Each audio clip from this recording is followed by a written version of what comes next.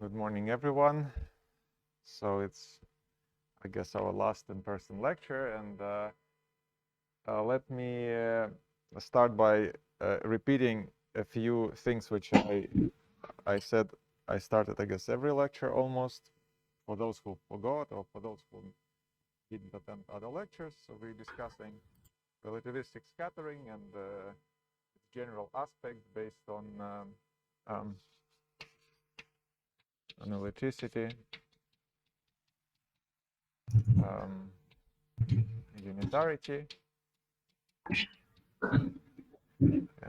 and also say crossing. Today and in the past few lectures we were discussing mostly analyticity and unitarity and some very general consequences of these things, and in particular we discussed the cross-star Martin bound on total cross-section last time. Slava asked about the argument for the extension of the ellipse, so I added an appendix with some sketch of the argument, or what it's not, doesn't contain all the details, but give the general idea. So check out the notes, and the basic idea is that indeed, well, as I said last time, it's you use unitarity, you combine dispersion relations with unitarity, and you get the extension of the analyticity. Today I wanted to talk about some more applications of this. Okay, so these are general principles, but what are they good for? And one of the very useful tool which nicely combines all these things is dispersion relations. And dispersion relations, in fact, the subject started with dispersion relations in the 60s, and but still there were big search and activity during the last year, again with dispersion relations. And I will explain today what was this recent activity, which is continuous until today and will continue probably for the next few years at least, of trying to use this principle. So I will try to explain what's the basic developments, what's the basic ideas of this recent development compared to the old developments using dispersion relations. Now to do this, I will start with a few pictures. And let me remind you, first picture, this Mandelstam plane, if you remember, vertical direction is S, here's U, and if you remember the basic variables, that is phi for massive scattering for square. And for physical kinematics, not all this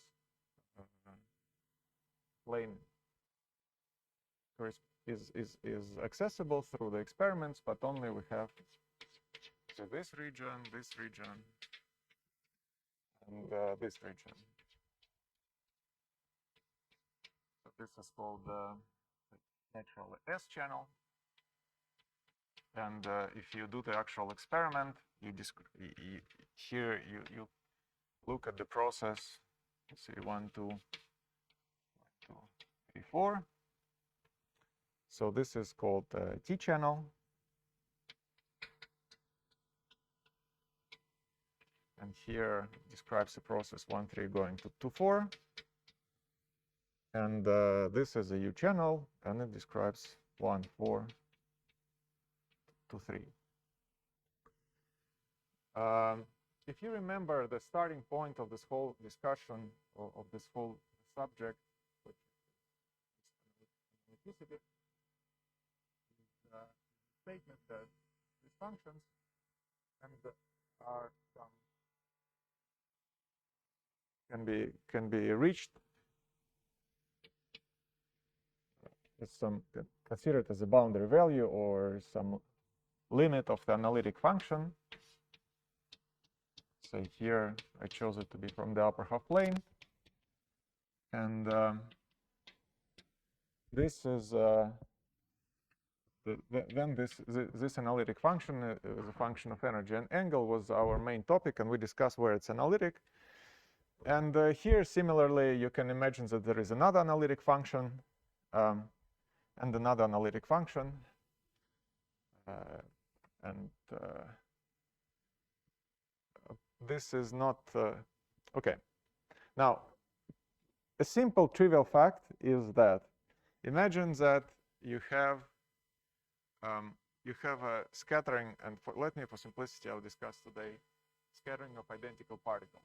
So it's all particles 1, 2, 3, and 4 described the same. Then, if it's obvious that either you do it in the S channel, you do it in the U channel, you do it in the T channel. This is the same. So these processes, in fact, S, T, and U are exactly the same process. It's exactly the same functions of energy and angle. However, a priori, you might think, OK, well, now I told you that, well, there is a physical kinematics, but now we're going to some analytic functions, which gives us this physical amplitude by some limited procedure. I think that there are 3 different functions. Still, for each of these processes,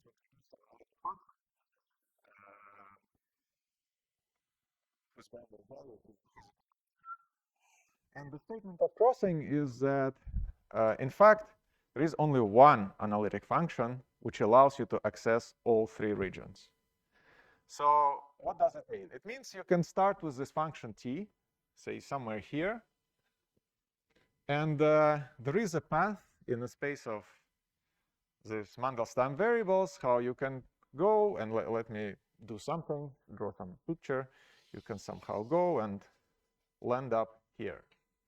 And while doing this, you do not leave the region of analyticity. And therefore, in fact, we have a function which is a function of this Mandelstam variables, which satisfies this equation.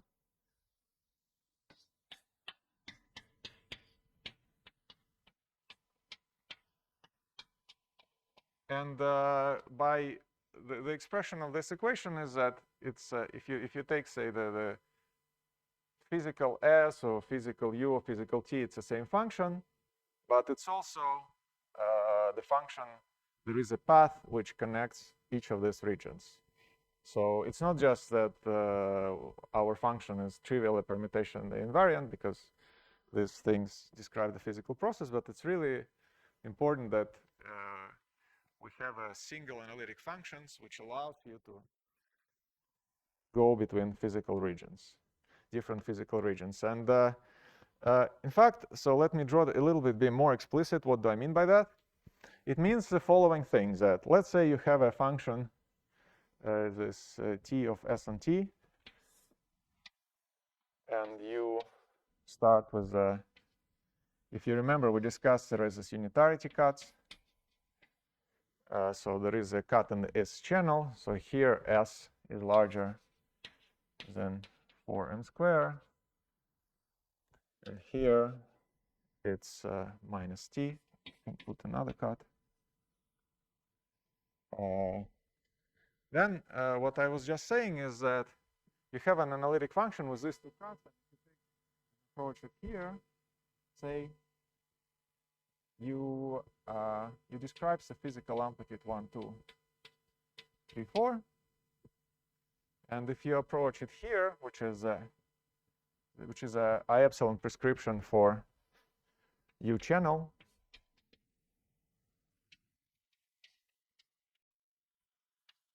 say U plus I epsilon,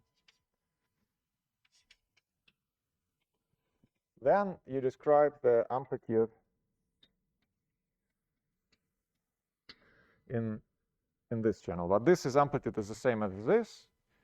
And the path you can take, so the way I draw the picture, the path you can take, of course, you can just start amplitude here and go here. And this is a sort of trivial path, how you can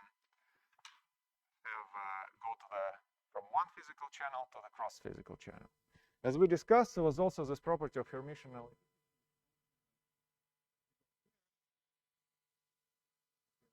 star. 1, 2, 3, 4. Similarly, if we go here,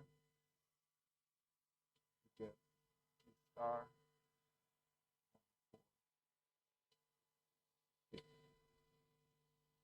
Now, finally, as we discussed at some lectures, also sometimes there are anomalous thresholds, and this region here between the cuts is questionable if there is some analyticity here. So let's say you don't know, or you know it's not there, or for example, this picture without this anomalous threshold, it's a picture that is true, say, for pions, but for heavier particles, maybe for protons, there is some question mark. So then you might ask, okay, how is it true? Then what I told you, that you can go from one channel to the other channel, because now this path is closed. And for this, there is this famous something called, yes, and notice that the fact that I'm crossing here through this triangle on this picture is the statement that I'm going through this middle triangle.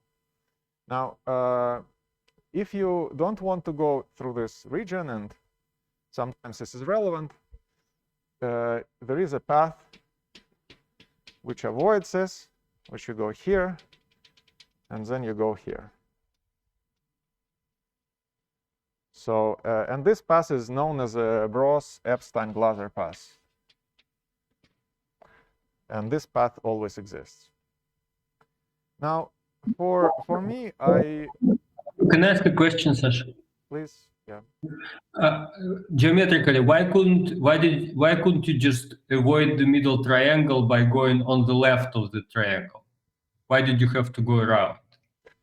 Well, so yes, I have to be careful here. So if I just go on the left, the things that I will land, I think it corresponds like doing this.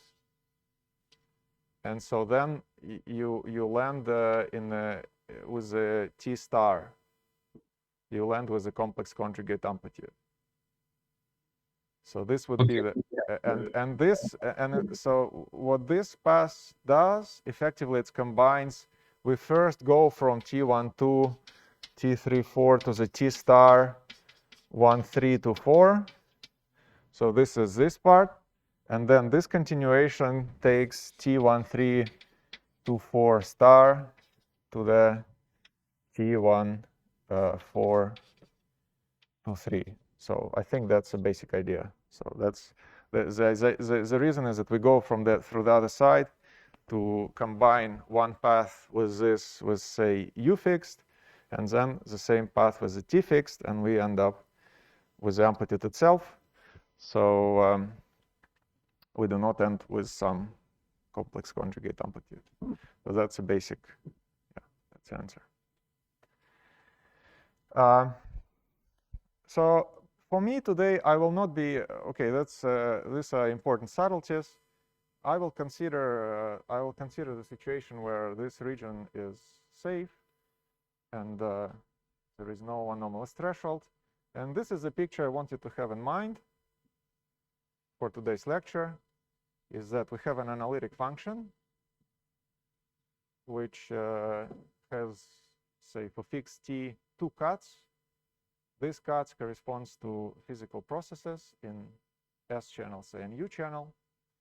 And another thing which we discussed last time is that as a result of this analysis, is that the amplitude at infinity.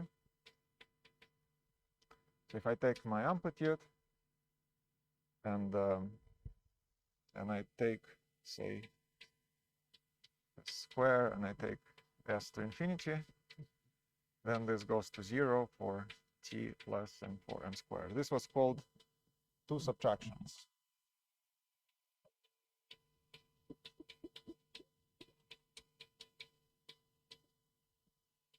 Two subtractions refer to this power 2 here. And again, on the real, you have to be careful. So on the real axis, there could be some oscillations, and this should be true on average. And in the complex plane, you have this amplitude does not grow close to S squared. So this is a starting point for the lots of dispersion relations. You see we have a function which is analytic, which has some cuts along which the discontinuity controls the controlled by unitarity, bounded by continuity.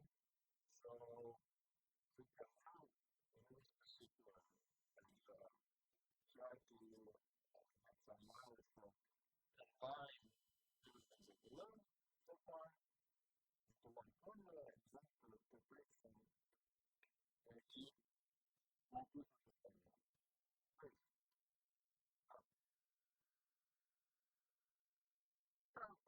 If I remember correctly, you showed this band holding average on the real axis instead of on the complex plane. Then if we want to use the Cauchy theorem, how do we know this band is also true the whole complex plane? Yes, so this requires some extra arguing, and which we didn't discuss, but the basic idea is, I think, that is we know, so the starting point of all our discussions, if you remember last time, was that the amplitude is polynomially bounded. So we have the function which is polynomially bounded, and then we bound it on the real axis. So we can use some maximal modulus principle, the Kragman-Landelov theorem, to show that it's bounded everywhere by this value. So by bounding it on this region and knowing that it's polynomially bounded above, we just know that it's bounded by 2 everywhere. But does it assume the maximal analyticity? No. Here T is fixed. Okay. So here the maximal analyticity was the statement about what the behavior of this picture when we continue T beyond this value. So here we stayed with the regime.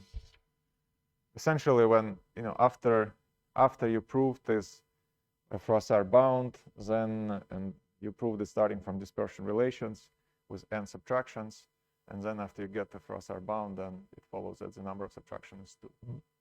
So and this relies on all the assumptions which goes into the proof of the Froissart bound.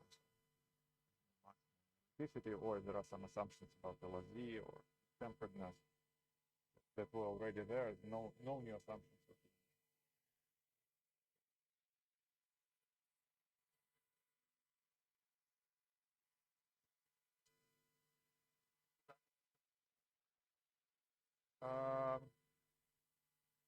I think so. That's at least what we believe. But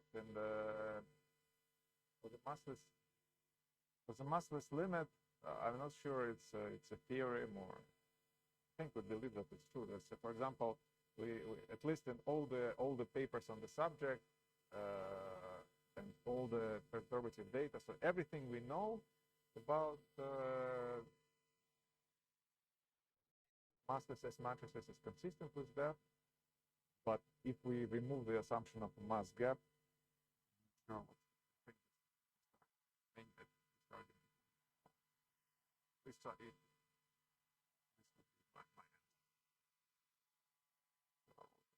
The general lore is that all these things, in fact, are true, even in massless case, even in the presence of gravity. But this becomes much harder to prove. As I mentioned, we discussed in the first lecture, there are sort of 2 approaches. One approach is based on QFT axioms and the mass gap. Okay, now we can play different games. We can relax mass gap but keep QFT axioms, or we can relax both. At least if we relax both, then the only approach that I know of is based on this macro causality, where you try to intrinsically formulate some notions of causality. Even if you have just particles, there is no way you can send a signal to some distant galaxy faster than a particle can reach there. And so this leads to some region of analyticity, and then maybe one can try to prove something. But I think that just this argument is so heavily based on QFT techniques and on the mass gap that will not go through, but I'm not 100% sure if you consider QFT. So you retain QFT axioms, but relax a mass gap. So maybe guys who studied the paper more recently can comment on that. So. Yeah, at least it uses results that need the mass gap. So they use these tubes of holomorphy and things like that. These Joyce-Lehman-Dyson representation. Both of these, I think, they need the mass gap.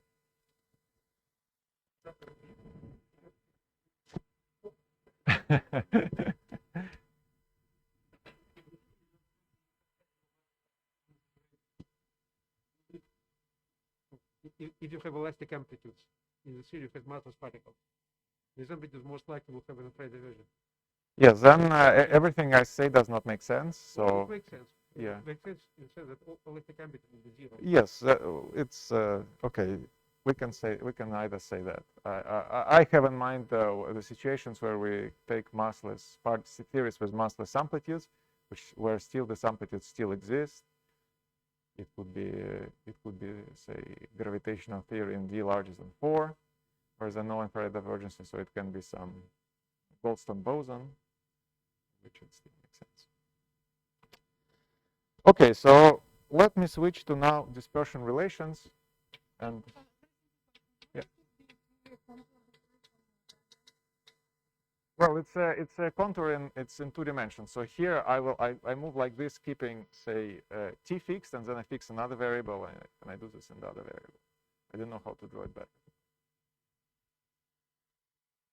It's well, along this motion, different variables kept fixed. So here you see u is fixed, and here it's s is fixed. So for dispersion relations, I wanted to discuss a few things. Well, I wanted to, apart from writing them, to discuss bound on chaos, then notion of dispersive versus non-dispersive couplings.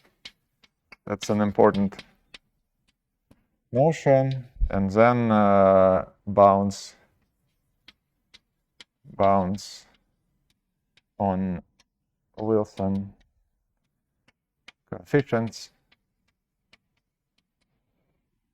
These are the things that I want to talk about. And the basic idea is that the following. Let's take now this picture, and we can use this fact by writing the following integral. Let's say we take a large contour around infinity, and we write something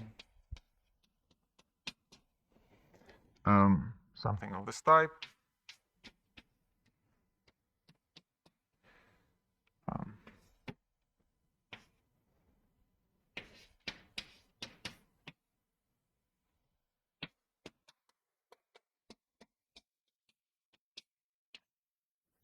Now, so we take the contour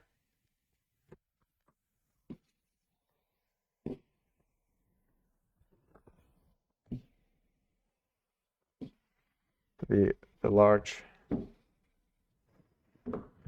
contour at infinity. So.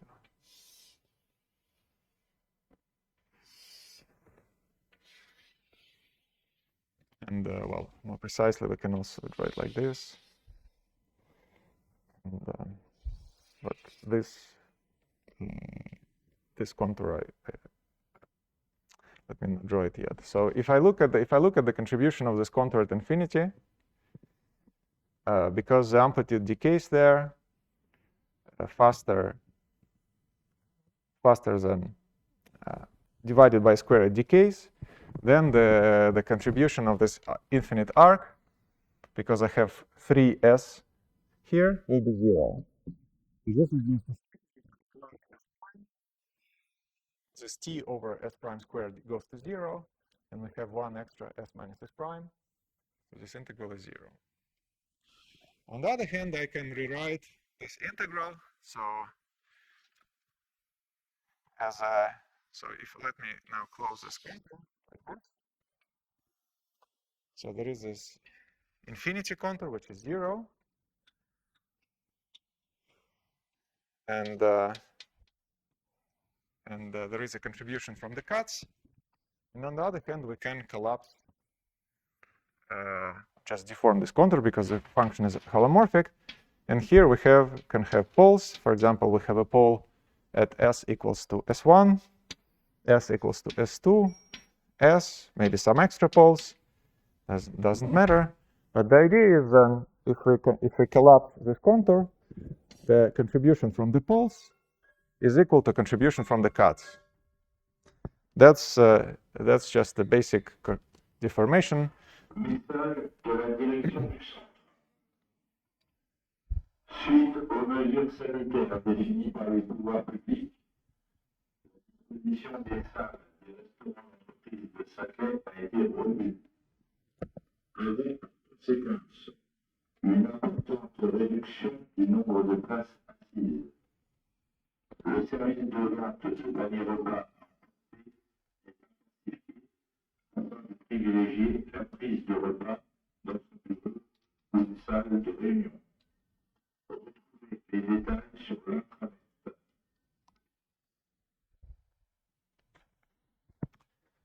So therefore, this equation tells us that the contribution from the cuts is equal to the contribution from the poles. Sorry? Message de la direction du centre.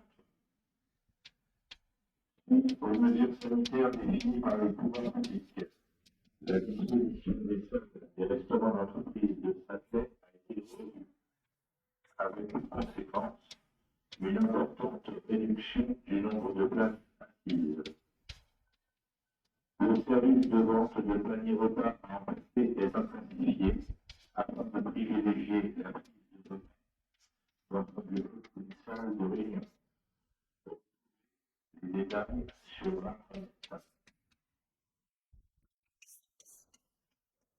Yes, so we see that we have this equation, and if you consider the contribution from the pole, let's say the contribution from the residue at s prime equals to s, gives you just the amplitude itself times some denominator. Then, well, at s equal to s1, you get amplitude at s1, s2 equal amplitude s2. And the contribution of two cuts is related by crossing. I told you that if we have identical particles, this cut and this cut are the same. So we get that the amplitude is expressed in the following form.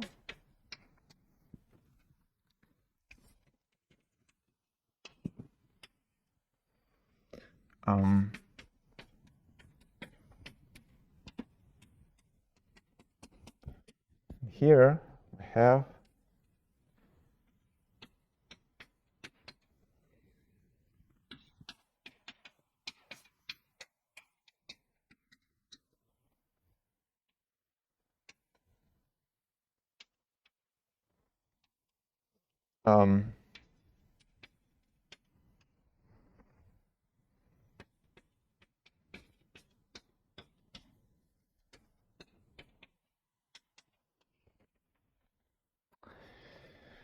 let me comment on few things. So what has happened? First of all, the fact that you had this s square here, remember, it dictated us how many denominators we have to pick, the minimal number. And as a result, you have this the first term in the first line. So the amplitude is equal to this term. And if you look, you see this term depends on s only linearly. So it has the form f0 of t plus, say, s f1 of t, where these functions are not known. They're controlled by the amplitude evaluated at some point, but the dependence on s is polynomial. So these polynomial terms are called subtraction terms. They result in writing dispersion relations when you have some growth, say less than s squared. It results into the power. So if you have in general something like this, you will have the polynomial starting to power s minus 1. Now, this term is more interesting because this is something. The problem with subtraction terms, so this is called subtraction terms, is that you don't know anything about these guys, and so it is not very useful we cannot say much about this. However, in the second line, well, there is some dependence on s, but the real unknown is this function, the discontinuity of the amplitude, and this is controlled by unitarity.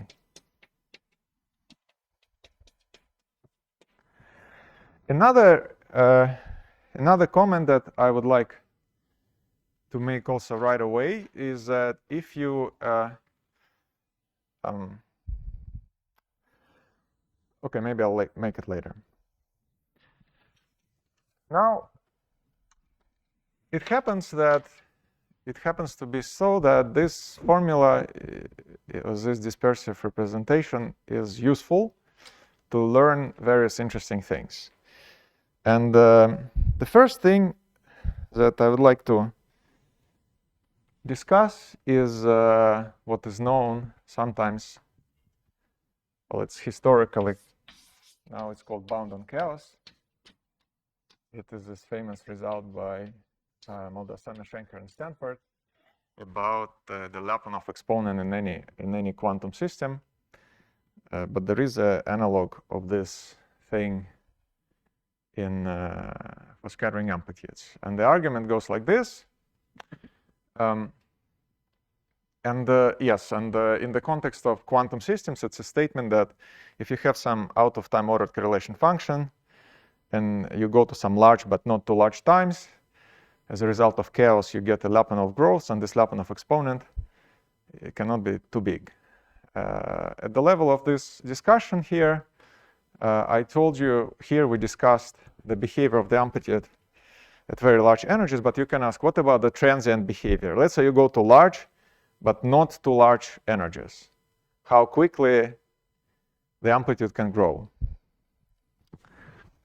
And we can, at least in some regime, probe this question using this formula. So first of all, let me take S1 equals to S2 and equals to 2m squared minus t over 2. And remember that in this formula, t was fixed. And S1 and S2 were some constants in the sense that they do not depend on S prime, but they can depend on t. So we can choose them to be equal and to be 2m squared minus t over 2. And you can check that in this case, this formula simplifies a bit, and we can write this formula as follows.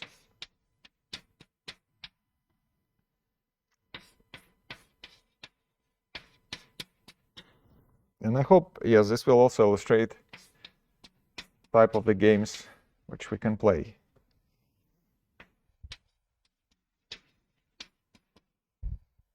So far, I'm just skipping step of setting S1 and S2 in this formula to each other, and then simplifying this expression a bit. And as a result, you get the following formula.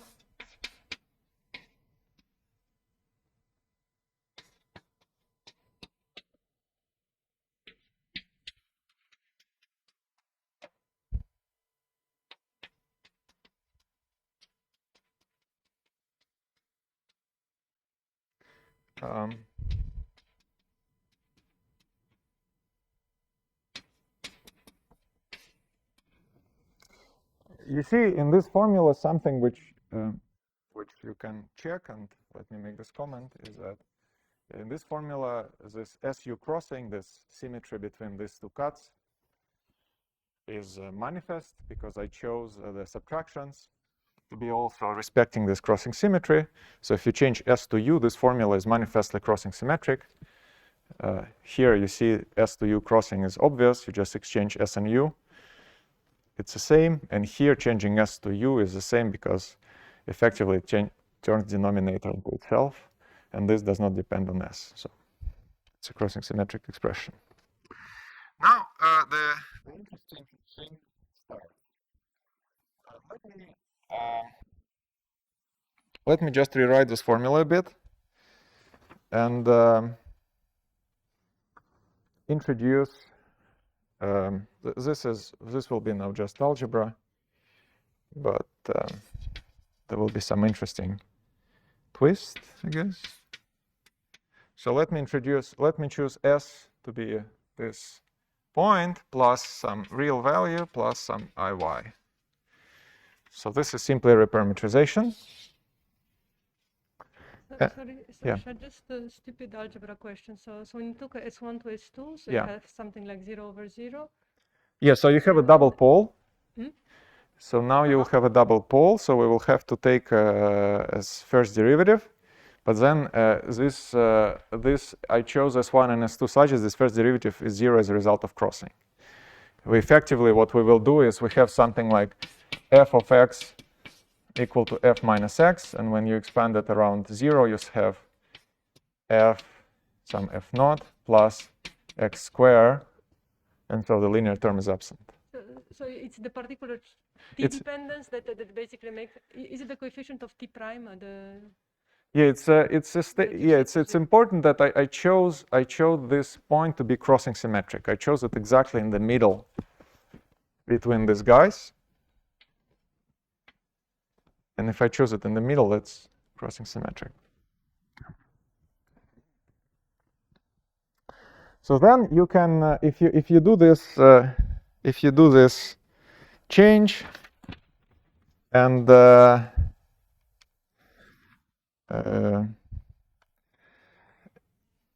you do some simple algebra. In fact, let me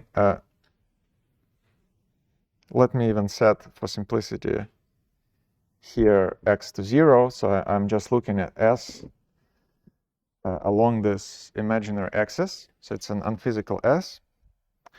And then what you find is that, so plugging it here, you find that t of S evaluated at 0, which is this guy here, the function of t minus t s evaluated at 0x and some general y,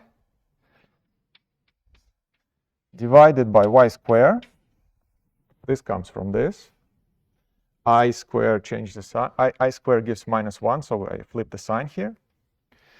And the interesting thing is that on the right-hand side, you get the following integral. And here something nice happens. And this is somehow the origin of many of the dispersion relations miracles or uses. You get the following formula. So, and the rho of x and t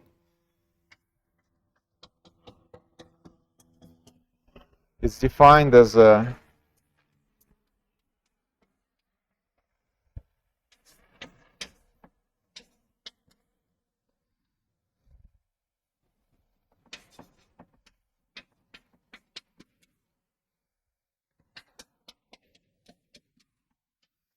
it's defined as a 1 over x times the discontinuity of the amplitude. And the important point that it's non-negative as long as, say, t between 0 and 4m squared. And the fact that it's non-negative is related to what we discussed at the previous lectures, that the discontinuity from the optical theorem or through unitarity is related to particle production. And then the property of this unitarity and partial wave expansion is such that this guy here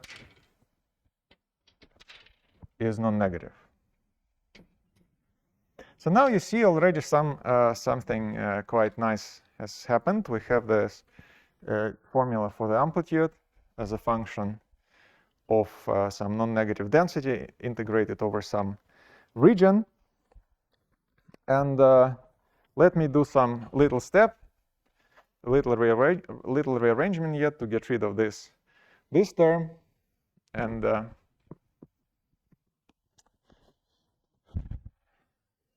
I get the following formula.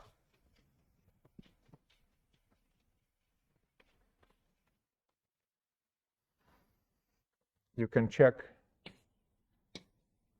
dy of this function of t is equal to minus 2y dx rho of xt x squared over x squared plus y squared. And okay, we learned that it's negative, so it's fine. The derivative and in y has to be negative definite, but that's fine as a consequence of unitarity. And now an interesting observation, which I think appeared in the paper by Simon on analyticity and conformal field theory, is that if you now look at this object here, it has some nice properties, which is that if you now take y dy log of t, so I take a log of dy of t, so we take a logarithm of this function, and we take its logarithmic derivative, and we subtract 1. Then you can check is what you get is minus 4 integral, again over dx rho. And here you have in the numerator x squared over x squared plus y squared times y squared over x squared plus y squared. And in the denominator, you have the same thing, rho as a function of x squared over x squared plus y squared. And the thing is that you see that, well, obviously, first of all, rho is non-negative. All these guys, we are integrating over starting from some positive region to infinity. So all these guys are non-negative. And moreover, this factor in the numerator is y squared over x squared plus y squared. It can be only less or equals than 1, right? Because well, x and y are real. So we find that this derivative is between 0 and minus 4. And this result is bound on chaos in this context. It's a statement. Why is that? The statement is the following. Imagine that you have a function, you have a scattering amplitude, and let's say you compute it in some, maybe the way we should think about it is that this is bound on the UV of the theory. So this is something that happens in the UV. But we can have a theory, say quantum field theory, in the IR, where the amplitude can be computed using effective field theory.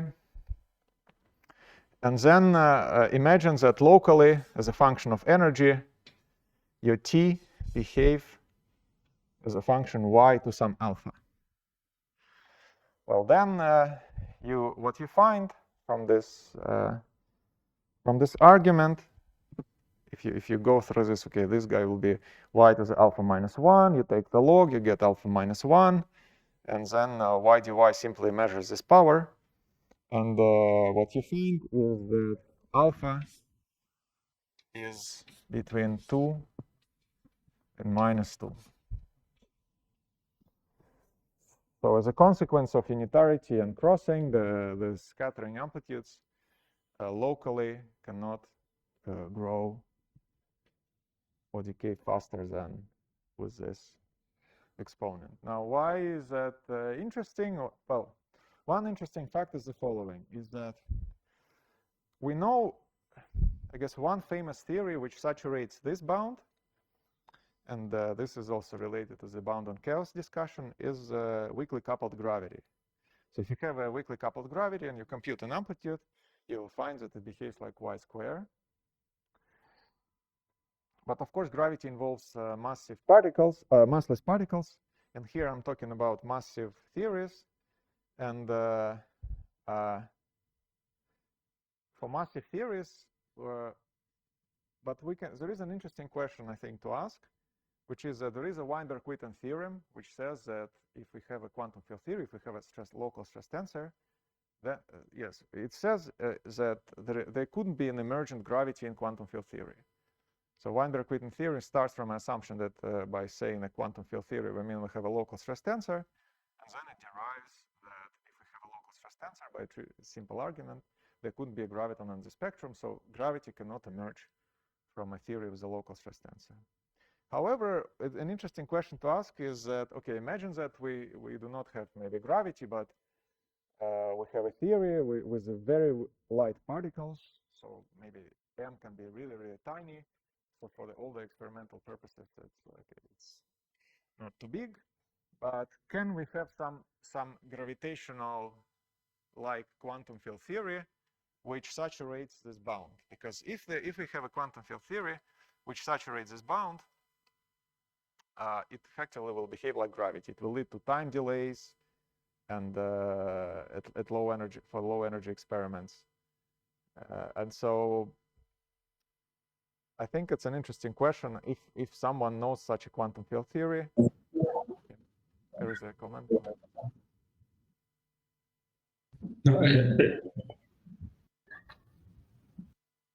So yeah, that's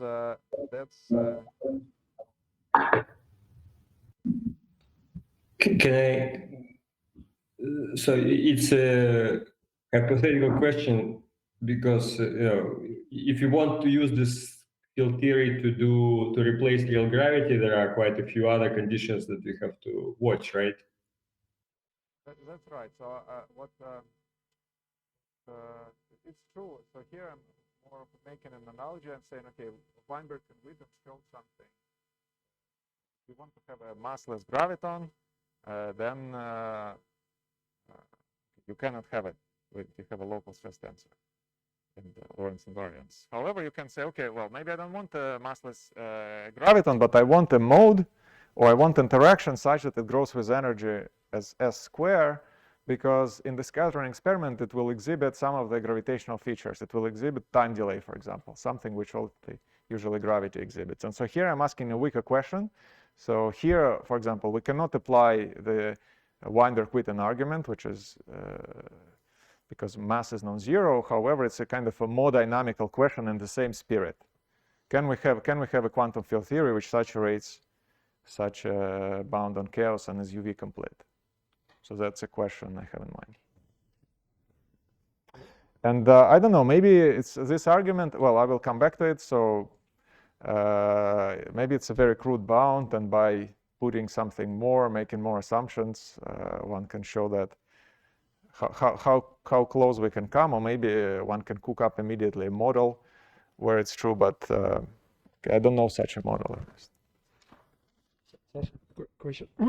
This alpha, is it the leading trajectory of the radio trajectory? So yes, it's important.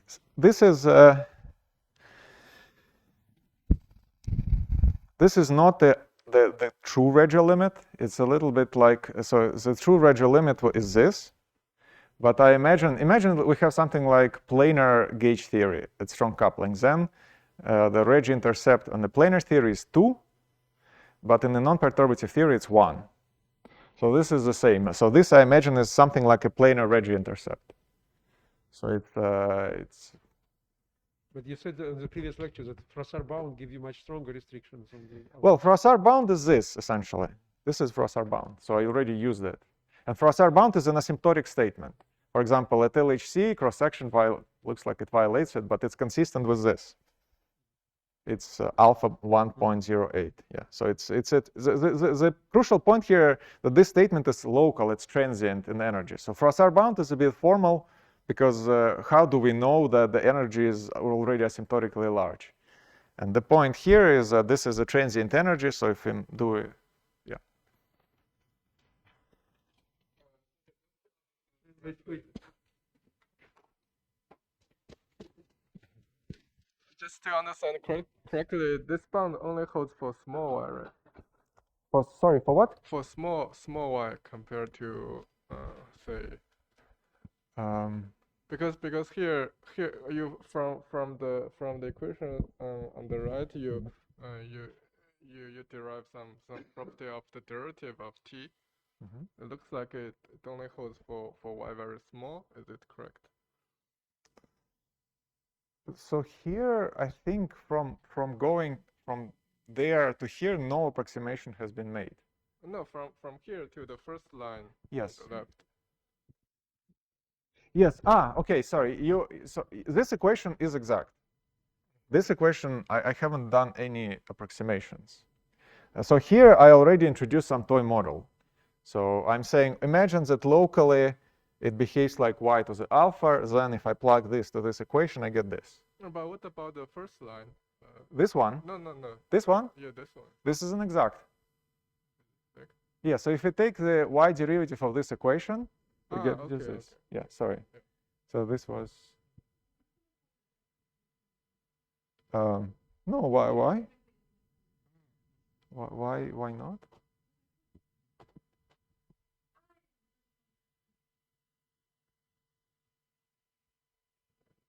You say that when y goes to infinity, we cannot have saturation. Yes. Yeah, that's true. Yes. Well, it's the same as yeah, it's the same. I don't know a good physical interpretation. Somehow it says that the amplitude locally cannot decay with energy too fast. Say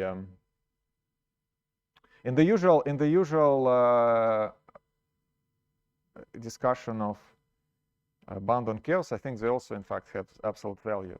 If you trace arguments, had absolute value is less than 2 pi over beta. So this is this, but usually this part is not very physical. For the scattering amplitudes, again, it's a true bound. I'm not sure. It kind of means that we cannot make energy decay too fast as a function of energy. Yes, that's.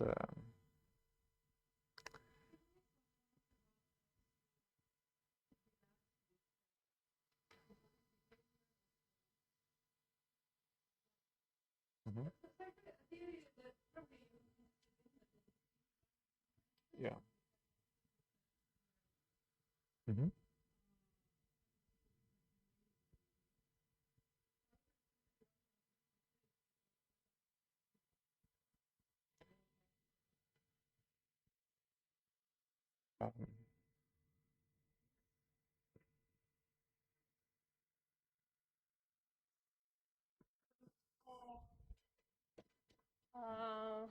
Right.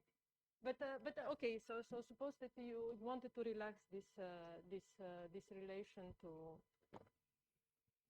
I think maybe in gravity, it's not polynomial bounded, right? Maybe if you understand your theory well enough, and you know what happens at infinity. Well, you do this integral, you will get not zero, you'll get something, and then the rest should go through. But you should know what you get here. So this is input from the UV. This is, and if you know your UV very well, then you can put it in.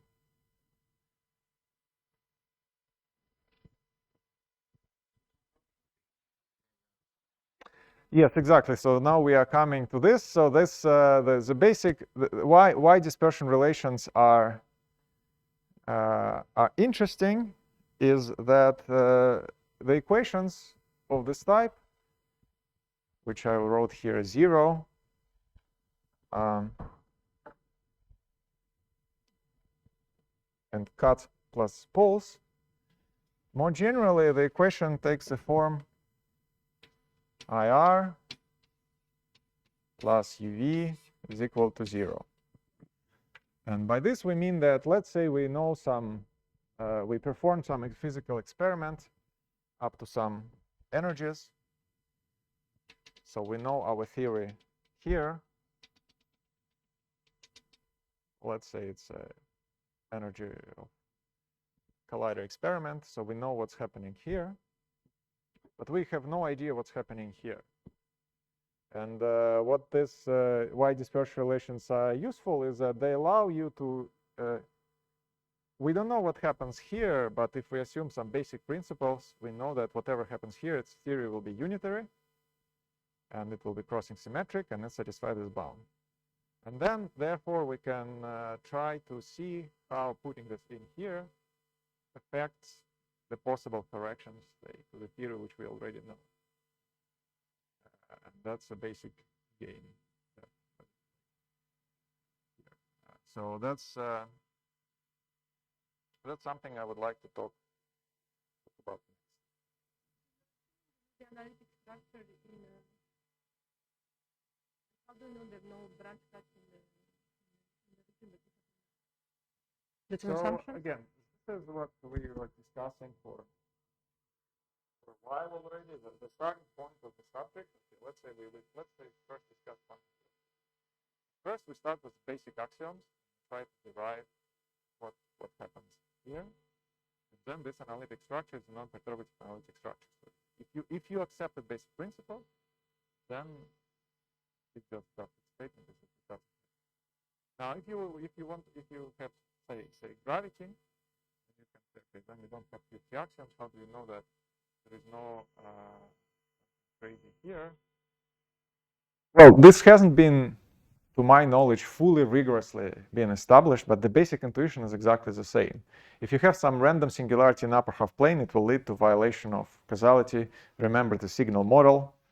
You have to, if you want to have some, of course, then you start about this, but we cannot quite localize the signal, but graviton has only positive energies, but the basic intuition is the same. And in all examples, we know this does not happen. So this intuition, which is based on these models, in all examples we know of, it works. So, and moreover, I think it's also good. It's not just say, well, something random happened, but it would be good if you have some mechanism. You know, what would be the mechanism to develop some random singularity? And well, maybe there are, but at least I don't know any of, so I cannot say anything meaningful. But in what I'm doing, I assume that whatever this exotic mechanisms are, they do not happen, and for the class of theories for which it does not happen, they still work. So that's a basic logic. But I think that if you want to talk about the UV without assuming, even if you assume string theory, you can ask the same, why it doesn't happen, for example, because string theory, you do it in perturbation theory, but non-perturbatively, how do you know? But I think if you would like to have some conservative way to put in some UV constraints, this is what it is. It's just a very mild way to put the basic principles in. And if you try to cook up an amplitude which violates this, I would suspect that it will be hard because you will run into trouble with causality or unitarity. So that's, yeah. Okay, but now you see that gets quite exciting, because what we can do is that we can take the physics that we know, say standard model, put it inside the circle, and put in the UV whatever comes in, and see what can we say about the possible, say, corrections to the theory we know. And in fact, this hasn't been done for some, I guess, partially technical reasons. So if you want to do it in purely standard model, this has been done to some extent, because it's a quantum field theory, it obeys all this. But if you say couple a standard model to gravity, then it hasn't been done, because in D=4 there are infrared divergences, and this technology hasn't been yet developed for theories with infrared divergences. But if we develop it, then we can discuss it. Okay. I'm sorry, but what's the point? If you do it for the standard model, you will have to assume something about the standard model at infinity.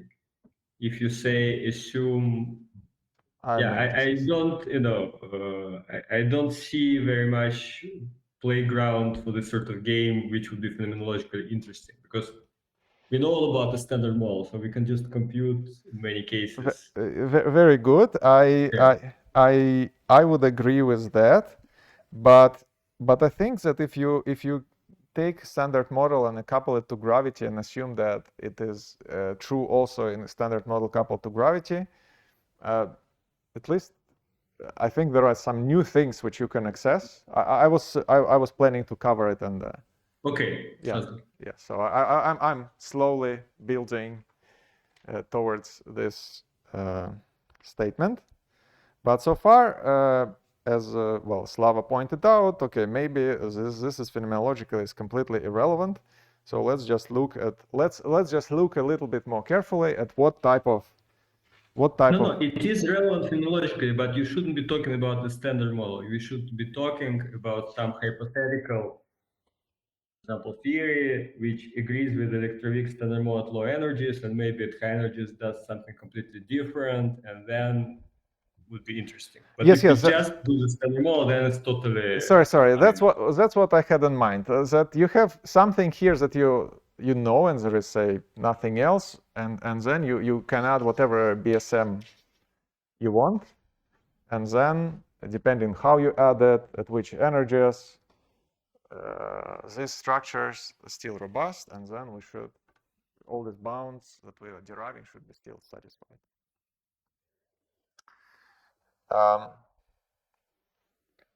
Right. So I'm moving next. Let me move next to this topic of dispersive and non-dispersive couplings and bounds on Wilson coefficients. And to do this is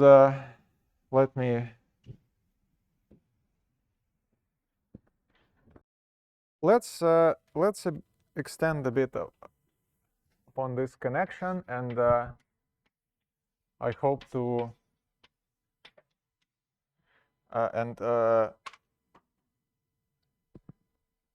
review some of the recent developments. Maybe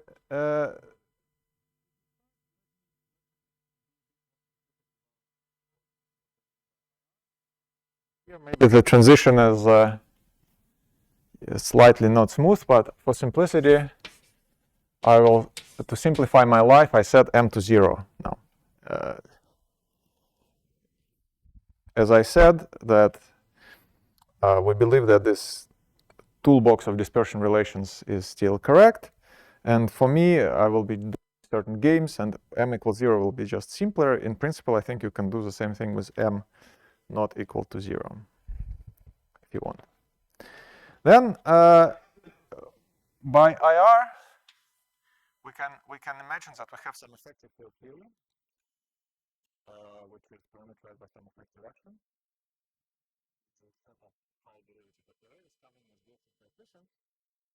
Alternatively, we can imagine that we take our amplitude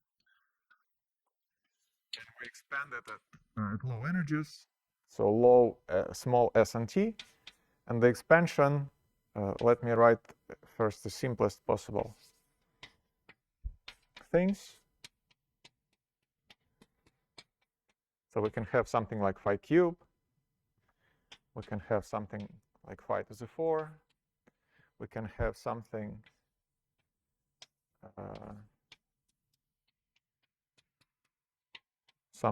as d phi to the 4. But this is really an expansion of an amplitude, and therefore it is an invariant way to speak about it. If we have an action, we can have some reparameterizations, but here I really expanding the amplitude, and I can write something, say STU, and more generally, if we continue with polynomials, we can write, introduce this notation.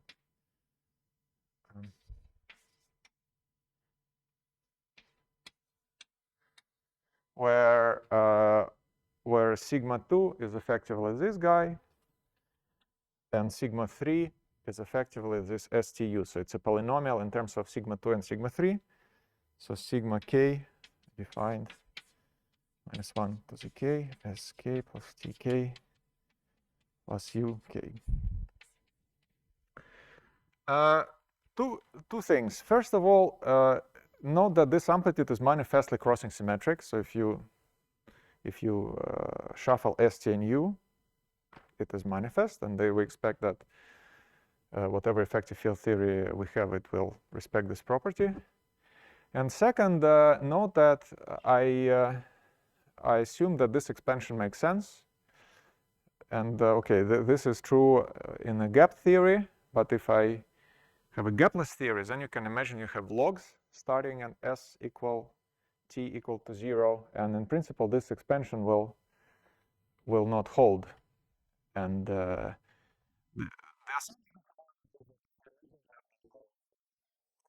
if logs come from the loops of massless particles, and if loops are suppressed, then there is a sense in which we can write this expansion. However, you don't have to. If you have logs, include logs. So let me just call this assumption there are no logs. When we write this, it's called tree-level AFT. But here I just want to give you the basic idea that if we have an amplitude, we can expand it, and this is effectively, we can call it set of couplings or set of Wilson coefficients. If you have this term in the action with the coefficient G2, you compute the amplitude, you will get this. So this expansion parameterizes our effective action. Now, this set of G's, we call it set of couplings. There are two different types of couplings that we would like to distinguish. And to see this, let's go back to the dispersion relation that we discussed in the first part. And remember, we had this three different this integral ds prime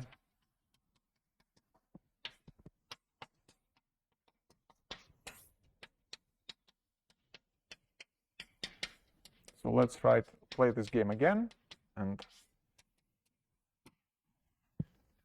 if we let me now assume that s equal s1 is equal to 0 and s2 is equal to minus t. So it's exactly the same formulas that we had before. There is a slight new ingredient that now we have these poles, but basically you again write dispersion relations takes this form.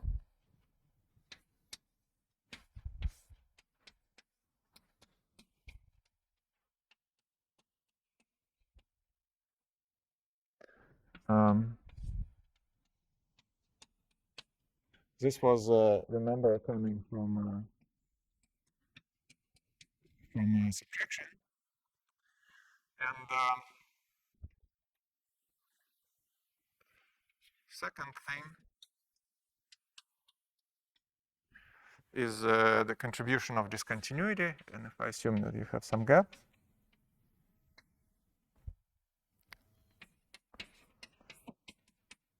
we have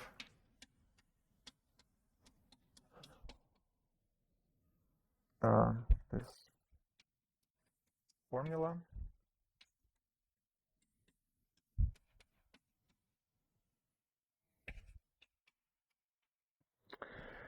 Okay.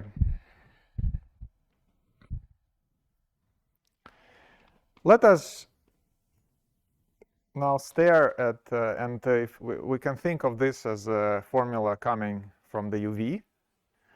And let us compare this formula coming from the UV with the formula coming from the IR.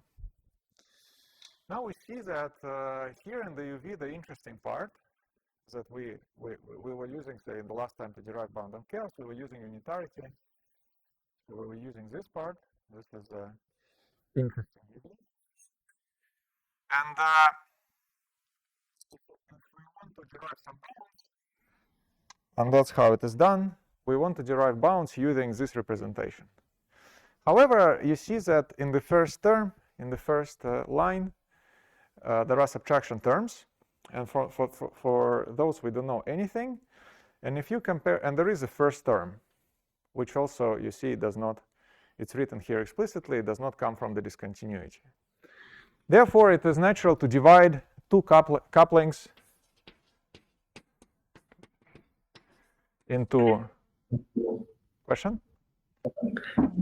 Sasha, can you remind me? Is this assumption of that you only have two subtractions? Is this a reasonable assumption in theory of gravity? I mean, yes, this is a bit tricky. So I think it is a reasonable assumption in d larger than 7.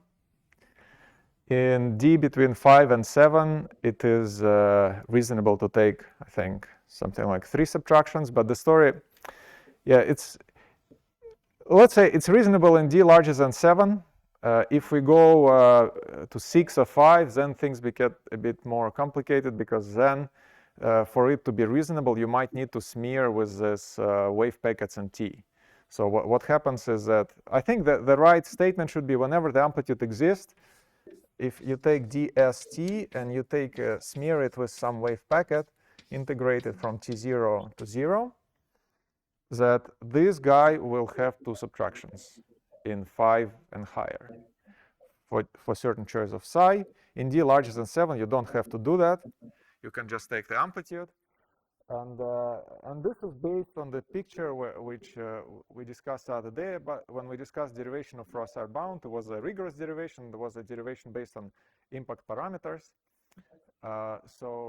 This estimates I have in mind, they're based on the impact parameters, because in gravity, when we have very high energies and very large impact parameters, we believe just GR is correct. And so if you take this and you put it in and you use unitarity, you get this bounds of this type. So this is based on this analysis, which is not, I guess, it does not exist in print, but this is what comes out of this very, very, very simple arguments, just based on the fact that we assume that we have unitarity, and we assume that at very large impact parameters, at arbitrarily large energies, we have essentially Newton potential. So. Thanks. Okay, here I want now to introduce this this split, and you see that it's natural to divide couplings in 2 classes. One class is called dispersive couplings,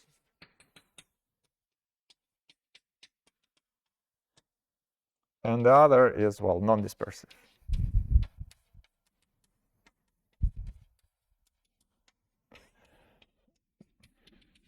So by dispersive couplings, I mean those couplings which can be written as an integral over discontinuity, and to which we can apply this unitarity. And for non-dispersive, for those for which we cannot. And you see here, let's take, say, G square. Well, clearly it's not dispersive coupling, because in dispersion relation it just comes out, and we cannot express it through the discontinuity. So an example of a non-dispersive coupling here is G square. Another example of a non-dispersive coupling is G naught. Again, because it's a constant, and the constant can be present in this subtraction term. So therefore, again, you cannot write a constant as the integral of a discontinuity. So G naught is also a non-dispersive coupling. What about G square? Well, G square, you see that it has a S square. So if it takes a second derivative of this equation, if we subtract this term and we take a second derivative, then these guys will be canceled because they're just linear. So G2, in fact, is a dispersive coupling. By this, we mean that we can write G2 as the integral over of the discontinuity.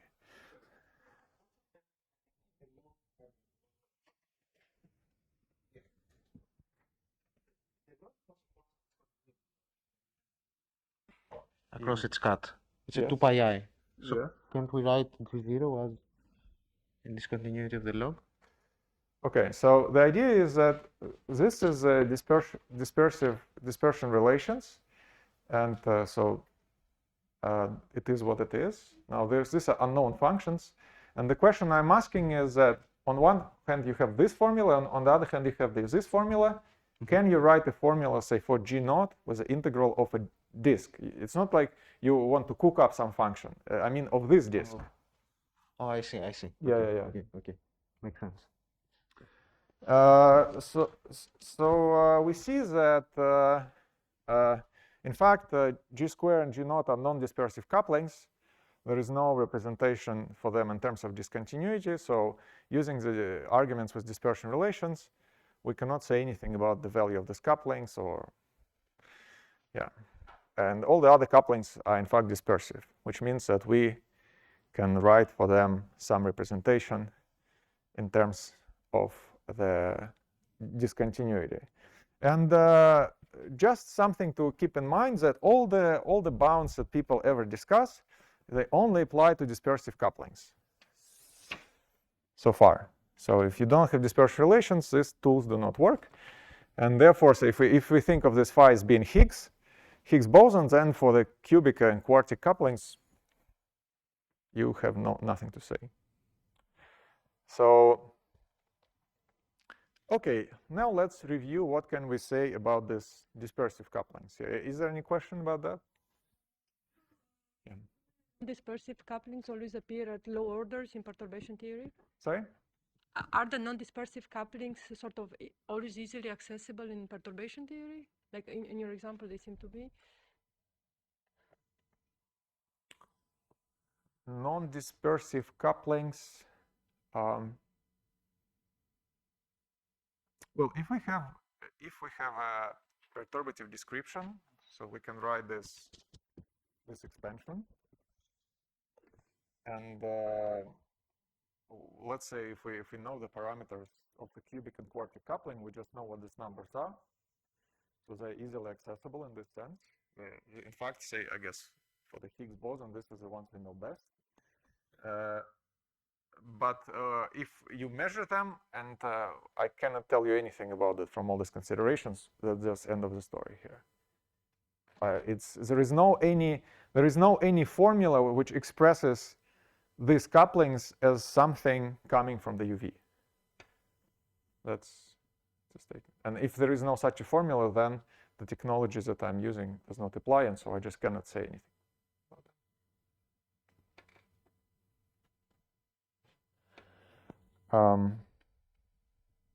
that. At least using these tricks. Okay. So now let me review what has been done, what kind of bounds you get using this formula until the last year. So until the last year, what people have done is the following. By the way, can I write here, or better there? Maybe I'll go better there.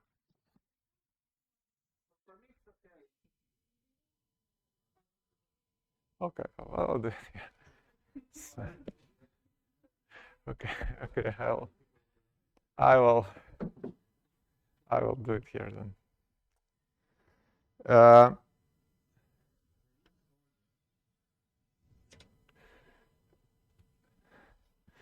What you can do is, if you take this formula, you can let me introduce T hat, which is T plus G square 1 over S 1 over T plus 1 over U. So now I just pull this into the left-hand side, and we can consider now taking this T hat and taking derivatives with respect to S of the T hat at S equals T equals to 0. So these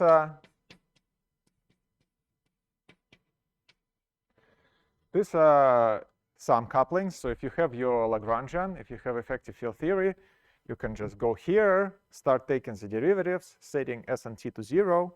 You will get some couplings. So these couplings that I wrote mu n, they're related in some way to this Wilson coefficients. And if you do this, well, what you get is this simple formula, ds prime over p, integral from m gap square to infinity, ts, s prime 0, s prime to the 2n plus 1. And again, the basic element here is that this object, this discontinuity, is non-negative. And therefore, you see that all these couplings, which I by mu n, they define what is known as a one-dimensional moment problem. So if you change this s prime to, say, 1 over s, rescaled by the m gap, all these guys, mu n, they are written as the integral from 0 to 1 d mu x times x to the some power, say, 2n plus 1. And this measure is non-negative. So and then, well, you can ask, what is the set of necessary and sufficient conditions for a set of numbers to be representable as a, so you can think of this as some distribution of mass between 0 and 1. And so this is a, is it called Hamburger moment problem? Anyhow, this is a one-dimensional moment problem, and we know what is the set of necessary and sufficient condition for this mu n. For example, you see immediately that this mu n has to be negative, but they also have to be convex. You can just check it that if you have, say, this 1D moment problem. And this is what has been done in the past. And there is this famous paper by Adams, Nicolis, Dubovsky, Arkani Hamet. I don't know if Ratazzi is there, but anyhow.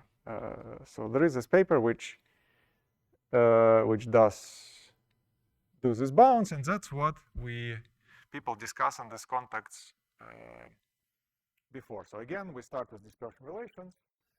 We use unitarity, and we get a set of bounds. So the development in the last year is the following. So here you see that we set t equals 0. Well, so natural thing to do is to set t not equals to 0. And to do this, we need to remember so the question is then, what happens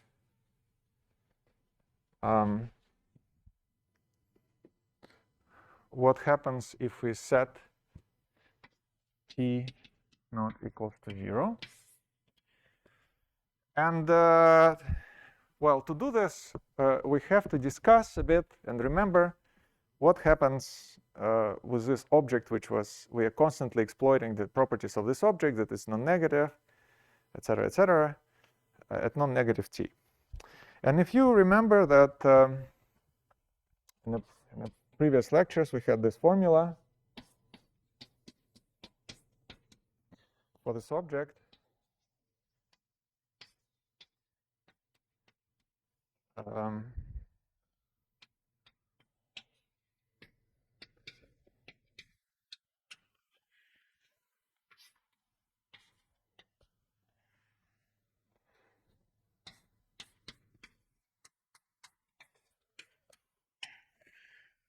And here, these are the partial wave coefficients, and they're non-negative.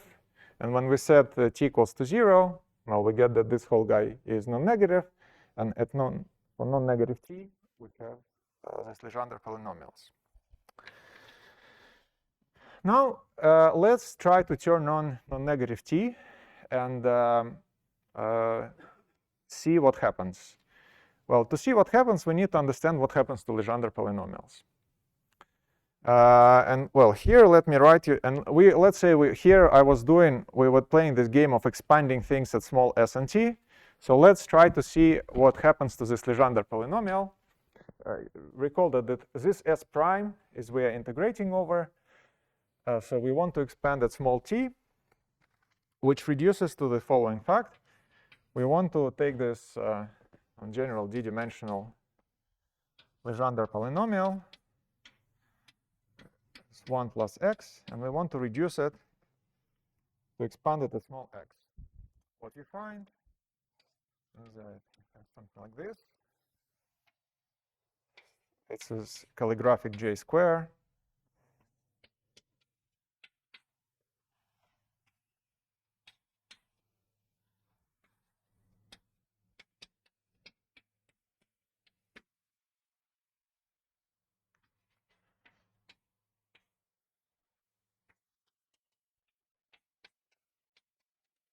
where a calligraphic j square is defined as j plus d minus 3. So it's this quadratic Casimir rotation group. Therefore, you see that what happens as we start t of the dispersion relations, we will be bringing this j squares into the sum over j. And instead of a one-dimensional moment problem, here we are now getting a two-dimensional moment problem, which is defined like that.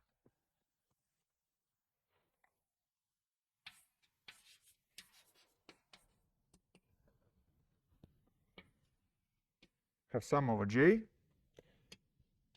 ds prime,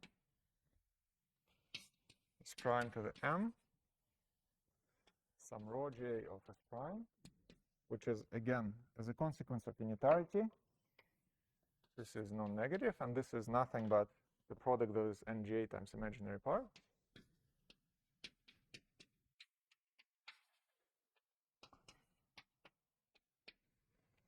And here we have this calligraphic j to the n. So the whole development of the last year is going this from one-dimensional moment problem to the two-dimensional moment problem. So the task is now, let's say you're giving some non-negative density.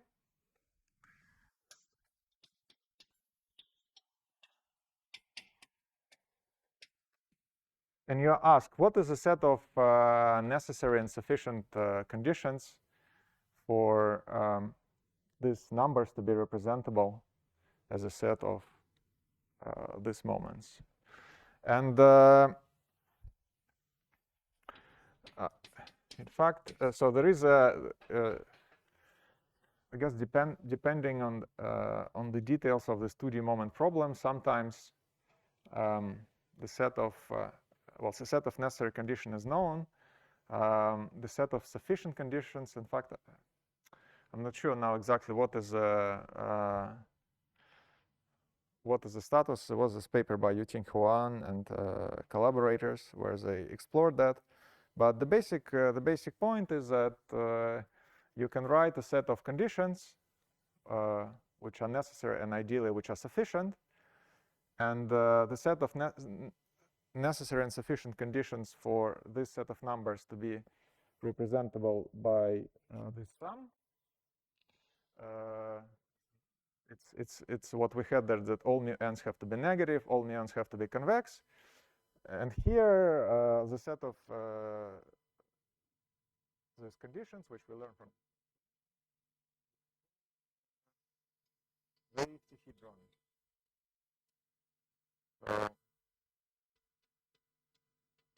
So if you write down this set of conditions, they lead to this expansion of the amplitude flow energies to the set of bounds on the couplings, and this space is in general much more complicated, and you can explore that, and that's what people did. Question?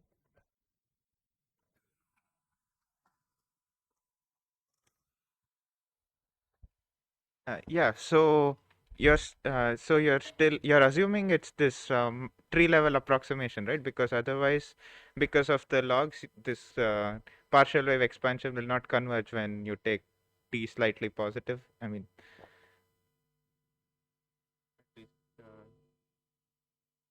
okay, so let's imagine now situation with the log. We still have dispersion relations, and we can have these formulas, but now expanding around t equals 0, I agree, does not make sense. And yeah, so and there is no nice, as far as I know, there is no such a nice interpretation in terms of a 2D moment problem. And well, I know that maybe you were working on it, but I know Francesco Riva and collaborators, they were working on that and trying to include logs into this 2D moment problem. And it didn't, so far it didn't work. yeah, that's what I was just asking, if you knew anything. Yeah, I don't know. As far as I know, so from talking to Francesco last week, they were very excited about this 2D moment problem in the summer, but apparently it doesn't really work. Yeah, logs come just from, imagine you have massless particle, you have a diagram, so this will generate your log S log t. One loop, because you can start producing particles at 0 energies, so you have a cut starting from 0. Before I was drawing this 4m square, but now it's at 0, and sometimes people argue, okay, because it's a loop of gravitons, maybe there is an additional suppression, but okay, one has to be careful, because say here I was assuming that I can do this expansion, and if I cannot really do it, then there should be some reshuffling. So this 2D moment problem, indeed, as Aditya mentioned, it only makes good sense for tree level EFTs. And how to do it for loops? I think it's an open question. There is a question, yeah. Yeah. Can I ask a question? Yes.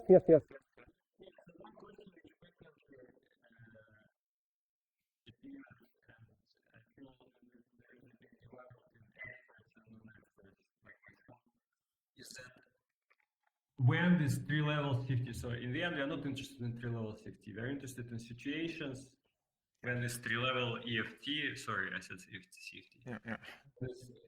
is a good approximation to some concrete physical situation of interest. Right. And in talks that people give, apparently this connection is often not very well discussed or considered to be trivial for experts or stuff like that. So can you give an example of some particular physically appealing setup where we know that this tree-level EFT is actually a good approximation and one can get some physically interesting answer out of it? Well, yeah, one physically relevant example is planar or tree-level string theory. So it's a theory which is, or large NQCD. It's a theory which has effectively, the amplitude is effectively tree level. There are no logs.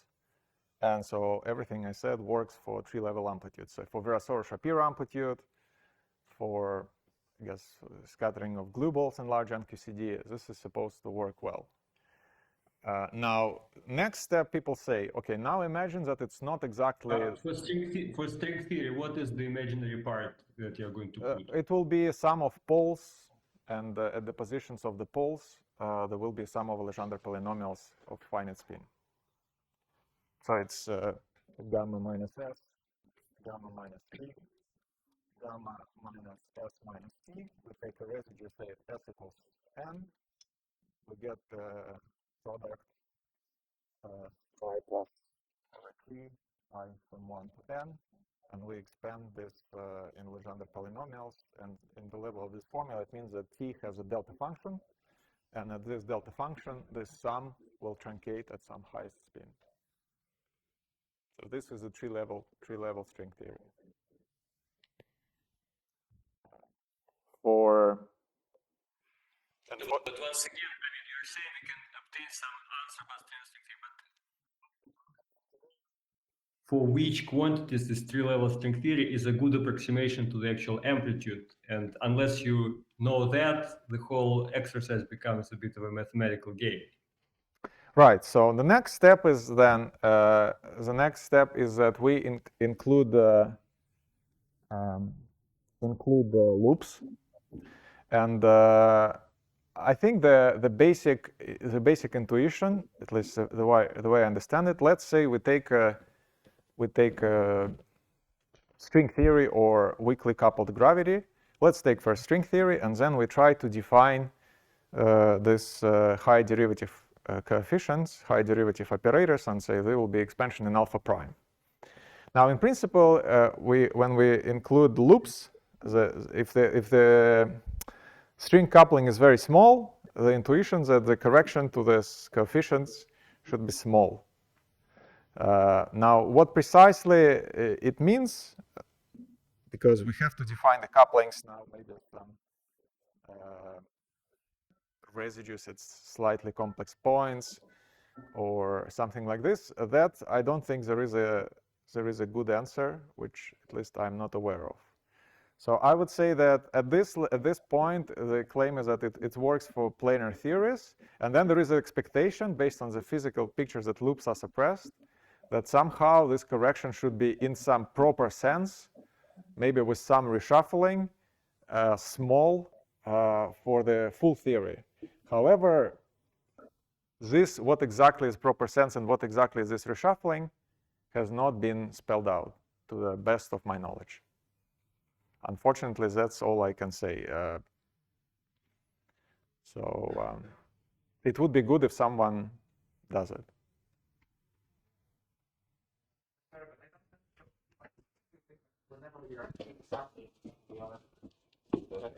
Tree level is fine.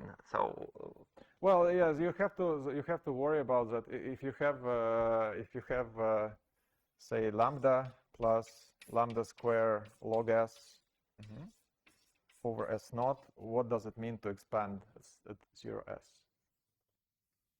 Well, let's say lambda is very small.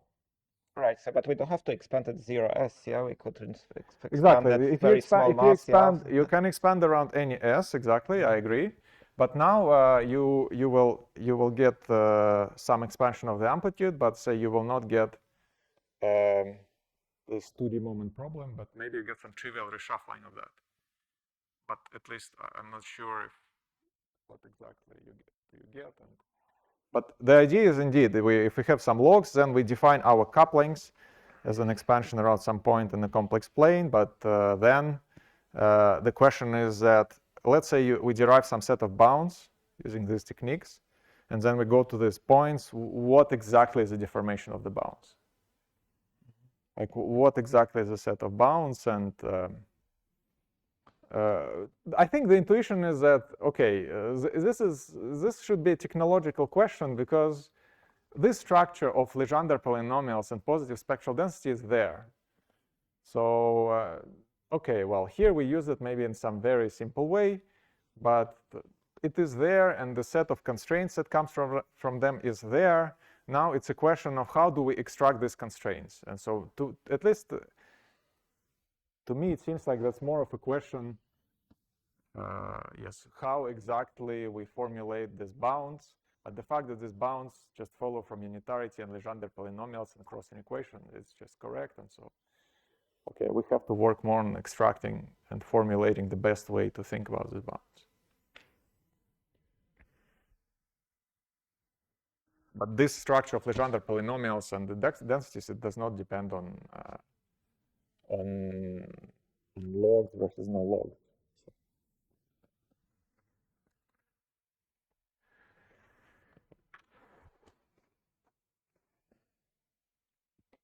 Okay, now there is an interesting twist to this story, which is the following: that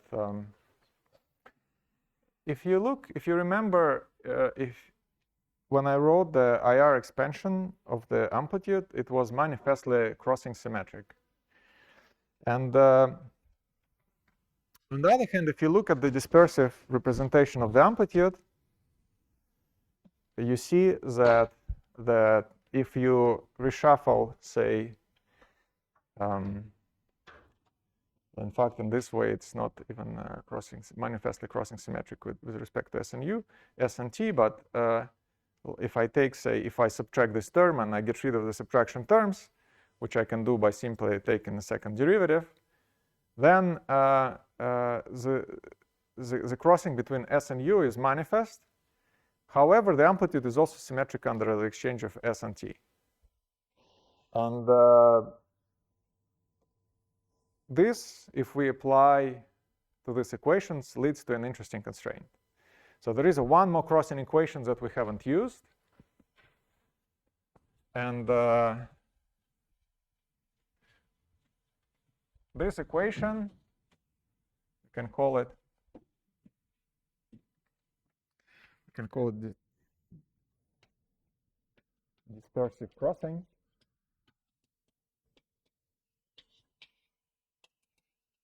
It's if we take this T over S and T, and let me subtract this term, so I have T hat.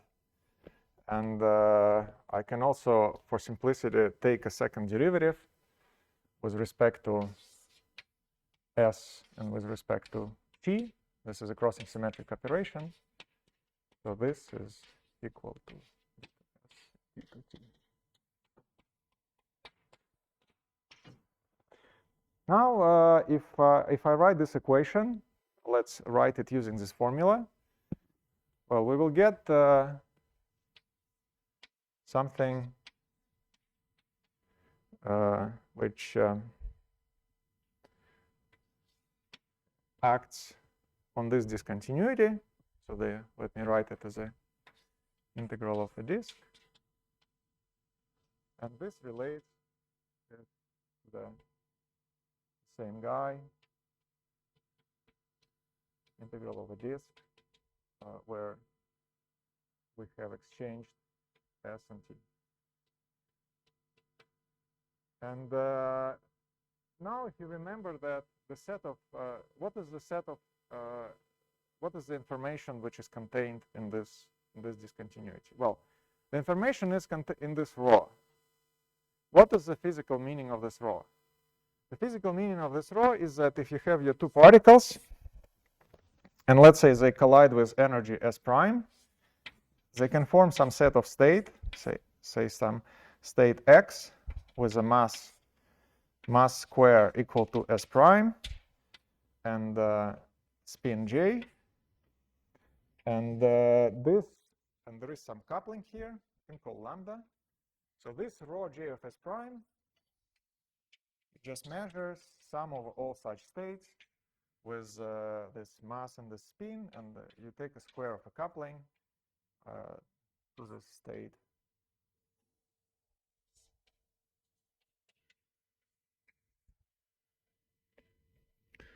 Therefore, this is a really dynamical information. So for the string amplitude, you will have a set of residues of the source of your amplitude, which controls that. And then Legendre polynomials, okay, it's some dressing of this information. And here you see that this equation, it presents some constraints on this. And what happens then, the question is, okay, well, let's say we discuss this 2D moment problem, or we can discuss some variation, some complex plane to be made precise, but we get some set of bounds. then in practical we would like to impose this extra dispersive crossing. And again, this dispersive crossing is it's not a primitive thing. It is true very independently of laws or models. But so far, this dispersive crossing was studied in the context of, again, sea-level PFTs. And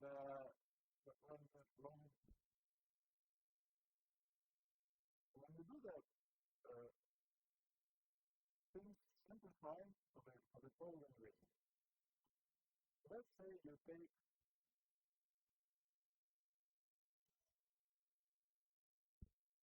again, there is a game of extracting the mileage from dispersion relations plus dispersive crossing to whatever theory you have. And then there is a simplified setup where we can consider this level IPhT where this can be done maybe more neatly. But the basic idea is there. We have dispersive crossing and we have dispersive relations within the type. So consider, this level like IPhT, and imagine that your amplitude has following coupling. This is the coupling from the previous lecture. It's for 0. Let's say it has t square plus u square square, and you can extract. Well, so the amplitude has this term at low energies plus infinitely many other things. So now you can write this, and remember that u is equal here to minus s plus t plus u is 0. So this function is a function of s and t. Now you can check that you can write this formula for G4 naught in the following way. Just from this equation, you can write it as, say, d is 2 dg2 of the amplitude.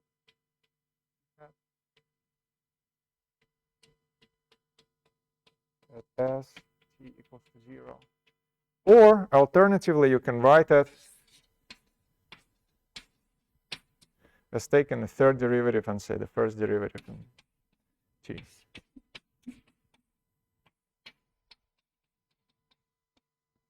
This is just a simple statement that if you plug u being minus s.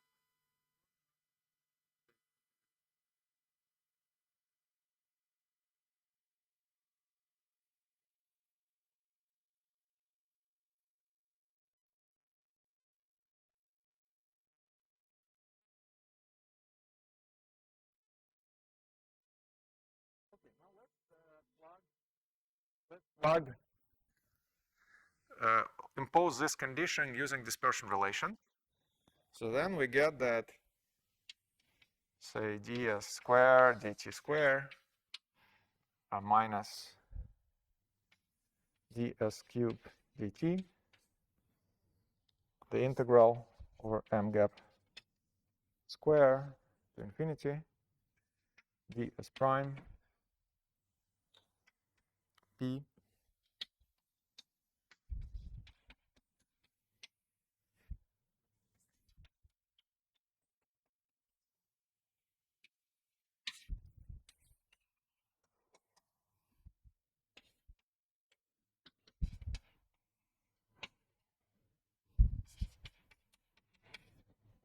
should be equal to 0. So I just took the difference between this, and this has to be, and evaluated this at s equal t equals 0, and this has to be 0.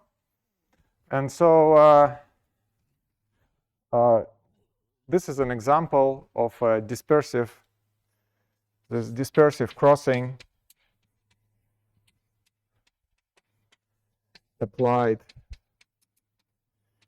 to the tree-level tree-like IPhT was called a null constraint in this paper by Van Doorn and Caron Huot from last year.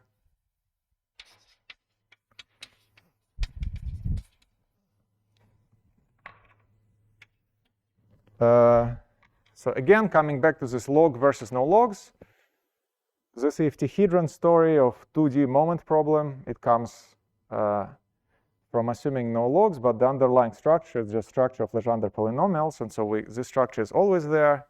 Similarly here, okay, we derive these constraints assuming some expansion of the amplitude, and it does not directly make sense if there are logs. However, the dispersive crossing is definitely there.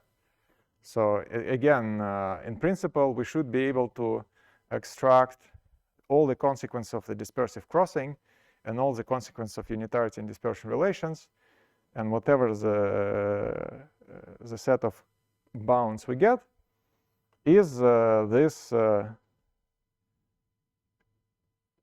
outcome of this analysis. But this hasn't been done. So this is where we are now. And the basic difference between these couplings that we discussed here is that these bounds on μm, they say they're non-negative. So they bounce from below, but they do not tell you anything about the bound from above. And what happens is that somehow if you impose this null constraints, you get two-sided bounds on the coupling.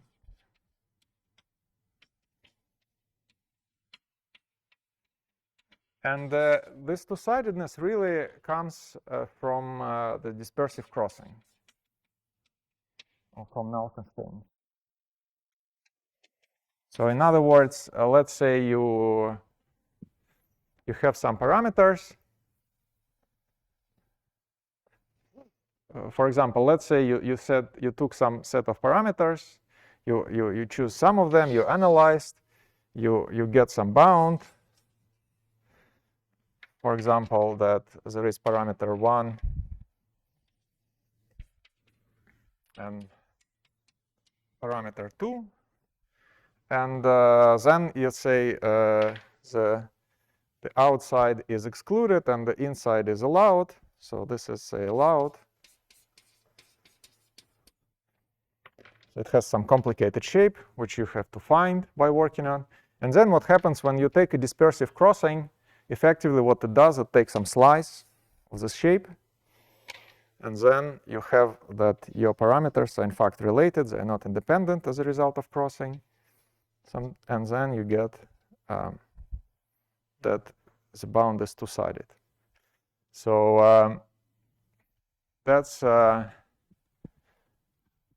new element compared to the previous old analysis with the 1D problem. There is a question. When you say two-sided, you mean like two-sided in terms of what? So I realize that this definite things could be just scaled up altogether, but even semi-definite things are two-sided. If you have, say, 2x2 matrix, which is positive semi-definite, then if you fix one diagonal element and the off-diagonal element, then you cannot, for example, the second diagonal element also cannot be arbitrarily small. So it depends on what you fix. Right. So here, the idea is that if we fix the gap and we measure all the couplings in the unit of the gap, then say if we, I hope I will get it right, if we take the ratios of these dimensionless couplings, then they will be bounded. So for example, here, the plot I'm familiar with is that you can take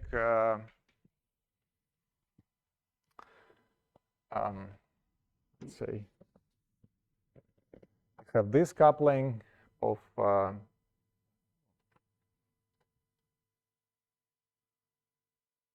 let me take maybe different example, but let's say you have this coupling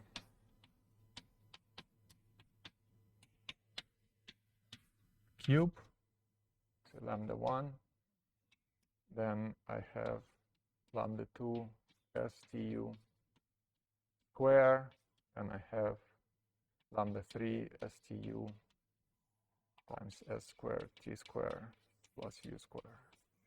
Now, say by this the argument similar to this old bounds, say lambda 1 will be always positive, and so we can consider ratios of, say, lambda 2 over lambda 1, lambda 3 over lambda 1, and then we get that these bounds are so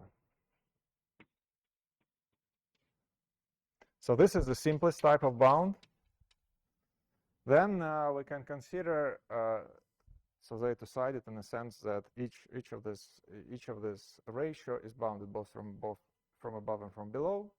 There are more complicated bounds where we take, say, these guys, and we want to bound them across let's say G4 0, and in this case the natural thing to bound is m square G4 0.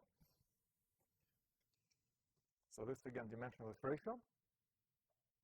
Now for this type of bounds, I think especially in gravitational theories, there are situations where these are not bounded two-sided bounds, so they can be unbounded from one side, but the basic yeah, so and for this I think it's better for me, it just refers that you can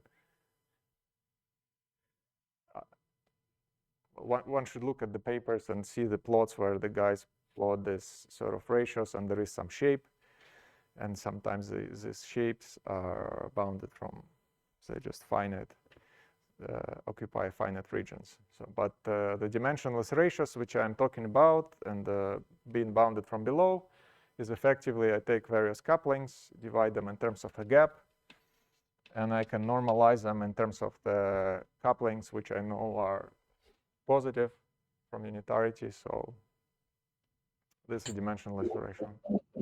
Yeah, it's yeah. I'm a bit confused about this second example, because if you assume a certain value of gap and you get a certain bound, then your bound should also be valid for a larger value of the gap, because it still satisfies your assumption, right? Yes. So how can you ever get then a two-sided bound? Well, this is a dimensionless number which does not depend on the gap. Yeah, this number isn't different, but now imagine well, it's a bit of a subtle question. Anyway, let's skip it. Sorry. Yeah. Right. So there is. We can discuss later. Let me make a comment related to that, which is that so far you could have asked me the following question. So far, I was always using the fact that these guys, imaginary part, are non-negative. But if you remember that in our derivation of the Froissart bound, it was also important that these guys are bounded from above. So roughly by 2 modulo some normalizations. And so far, I have never used these bounds. And so again, in principle, when we say we have unitarity, crossing, this dispersive crossing, dispersive relation, we have to impose this. And this is something which, so if you have, the point is that if you have something like this, you can rescale all imaginary parts by positive constant, and it is still fine.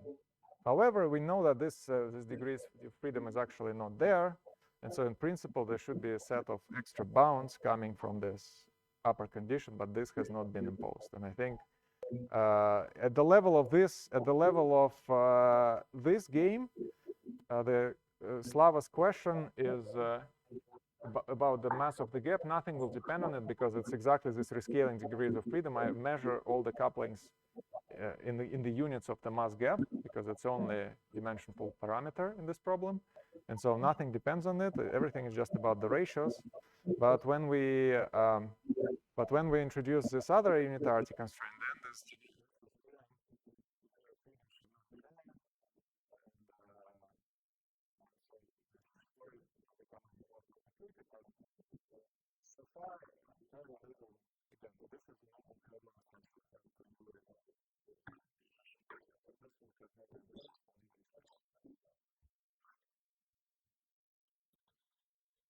okay. And let me make another comment here is that well, you get this more fancy set of bounds, and effectively it's if you study a little bit in detail what is this sum rule telling you, it relates a low spin to high spin. So by low spin and high spin, I mean exactly these couplings to high spin modes. And okay, effectively, it tells you that the high spin modes quickly decouple and they cannot be too large in some precise mathematical sense. But I will not go into this. It's just you can plug here the partial wave expansion, look at this equation, you find that what it does, effectively it says the couplings of low spin is equal to couplings of the high spin, and then you can use this to estimate high spin contributions as we did when we're deriving cross-R bound. Now, next thing I would like to discuss is what happens if you take the story and you include spin. So far I have considered, let's say it was a scattering of Higgs bosons, and this was scalar particles, and we concluded that the most interesting couplings, G0 and G2, are non-dispersive, and there are some irrelevant high derivative operators. We get some set of bounds for them, but okay. So it's natural to ask if we are, say, talking about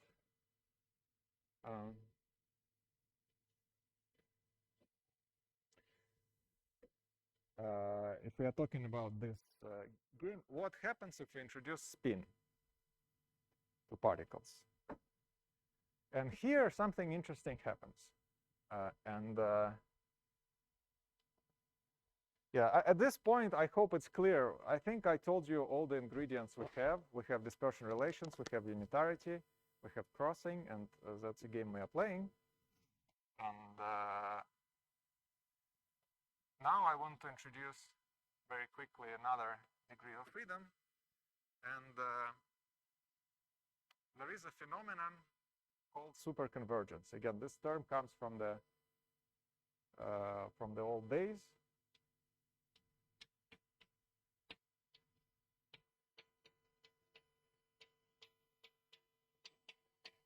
And one way you can formulate what this phenomenon is that spin makes couplings dispersive.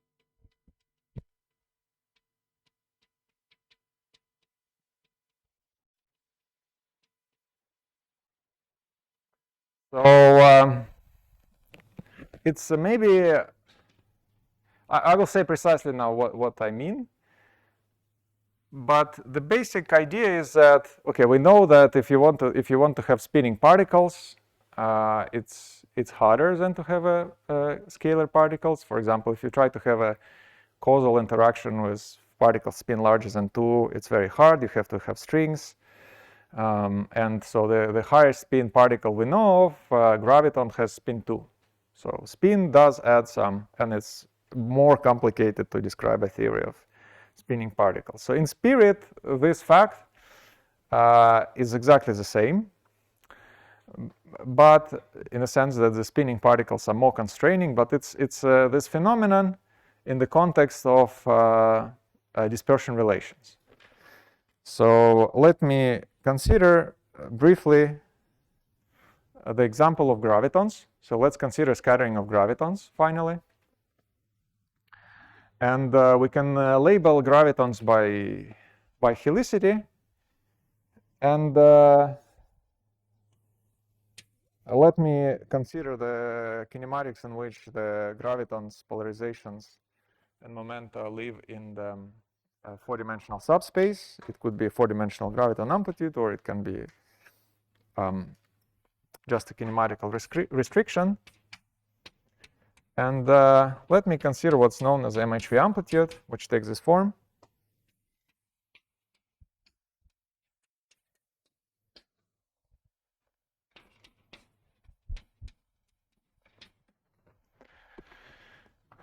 So what for those who haven't seen that, this is a helicity spinor prefactor which simply encodes the polarization dependence of the amplitude. And this function f is a function f that we had before, which encodes everything we discussed.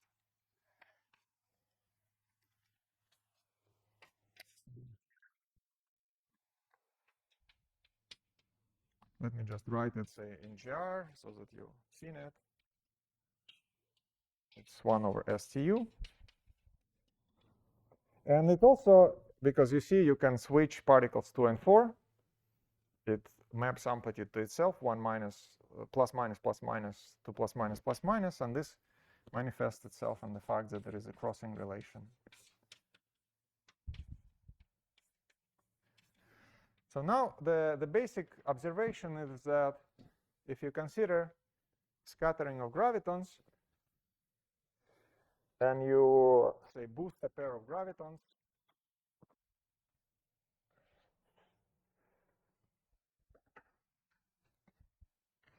and sorry, here I should have switched it, but if you consider, before we had this observation that,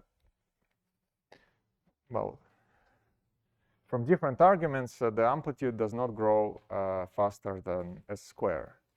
And in fact, the arguments are such that if you go through them for the spinning particles, this power does not change. So effectively, say, if your amplitude grows faster than s square for scalar particles, you violate causality, and so you tend to, and here for spinning particles, it will be exactly the same. So by adding spin, we do not change this power of the amplitude. And therefore, we expect, say, we take this m, and the choice of kinematics I have. If you send t to infinity, you want this m to be also less than t squared, say, for negative s. Sorry, here I switched s and t. So, but now what happens is that if you look at the behavior of this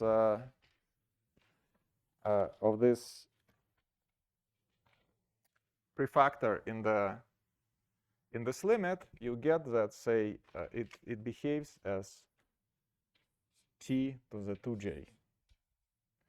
So in particular, this guy, this polarization-dependent prefactor, will behave as t to the 4 if the spin of the graviton is 2.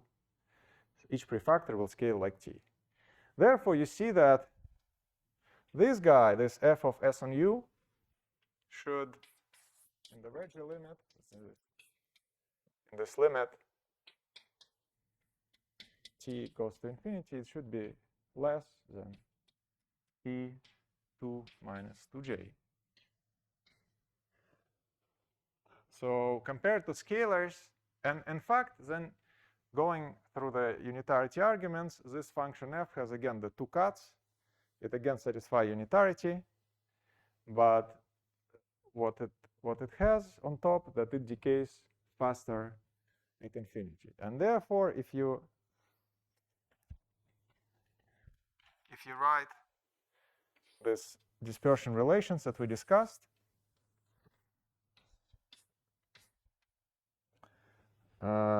you can now have more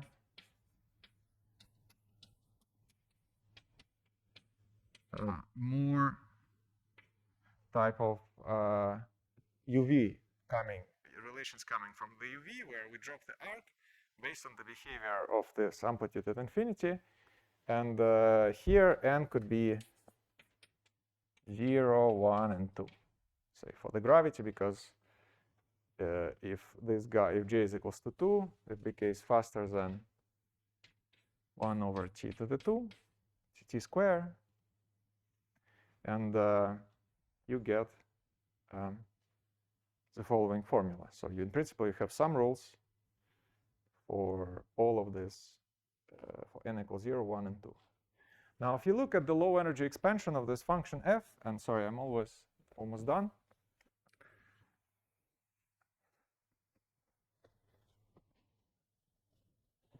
If you look at the low energy expansion of this function, well, it has k over 2, 1 over stu, plus, so if you have Riemann cube, you have, say, TUS. And then you have, you can have also, if you have a massless scalar in the theory, you can have also things like this. And then you can have all the same type of couplings that we discussed. So you can have some s to the k, u to the I, plus u to the s to the I, u to the k, dot, dot, dot. And this is exactly what we were doing for scalars. So this is Newton's constant. This is whatever 16 pi g Newton.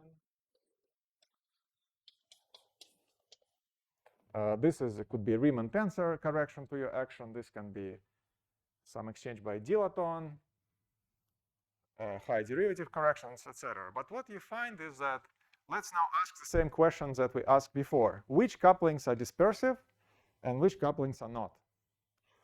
And what we find is that all couplings are dispersive.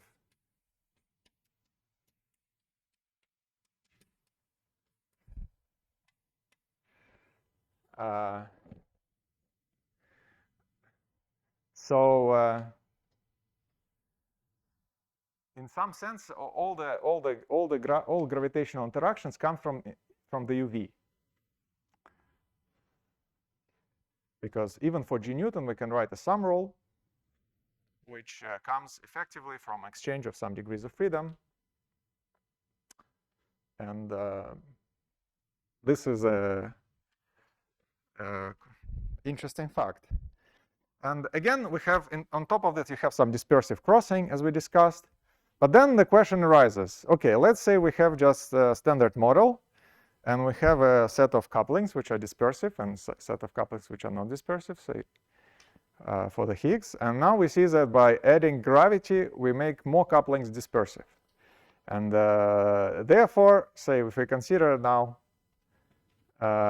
scattering, for example, of you can ask therefore the following question. So given now that we understood the rules of the games are we take dispersion relations. We impose unitarity, we impose crossing. The question is therefore, if I take now quantum field theory, say, coupled to gravity, what is a complete set of dispersive couplings? And you can also assume some low energy theories that you know. And what is the set of bounds on these dispersive couplings? And I think this is a very interesting question because as we discussed, like well, Slava was asking, well, if you have standard model, you will not get anything. However, now we couple it to gravity and we impose some UV condition, and now we get a new set of sum rules, and these sum rules are beyond quantum field theory. And I think it's an interest. On one hand, they're beyond the quantum field theory, and on the other hand, the IR part, what we're computing at low energy, is simple because it's just weakly coupled gravity plus the standard model itself. So at least it looks like there is some interesting set of sum rules which has not been analyzed, and I think it would be very interesting to, in this program of extracting things from general principles, the exciting part is that we can try to apply them to realistic models. And curiously, you would think, okay, well, since we don't know what happens at high energies and we have this basic principle, this is something that we should do. But curiously, this hasn't been done. And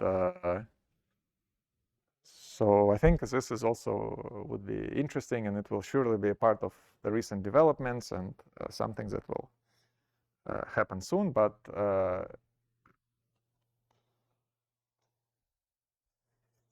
yeah, this is, I think,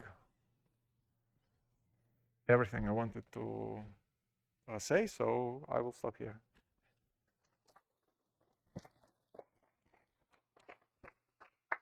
Okay, before asking for questions, let me remind people that the next lecture is going to be next Friday at 10 and online only.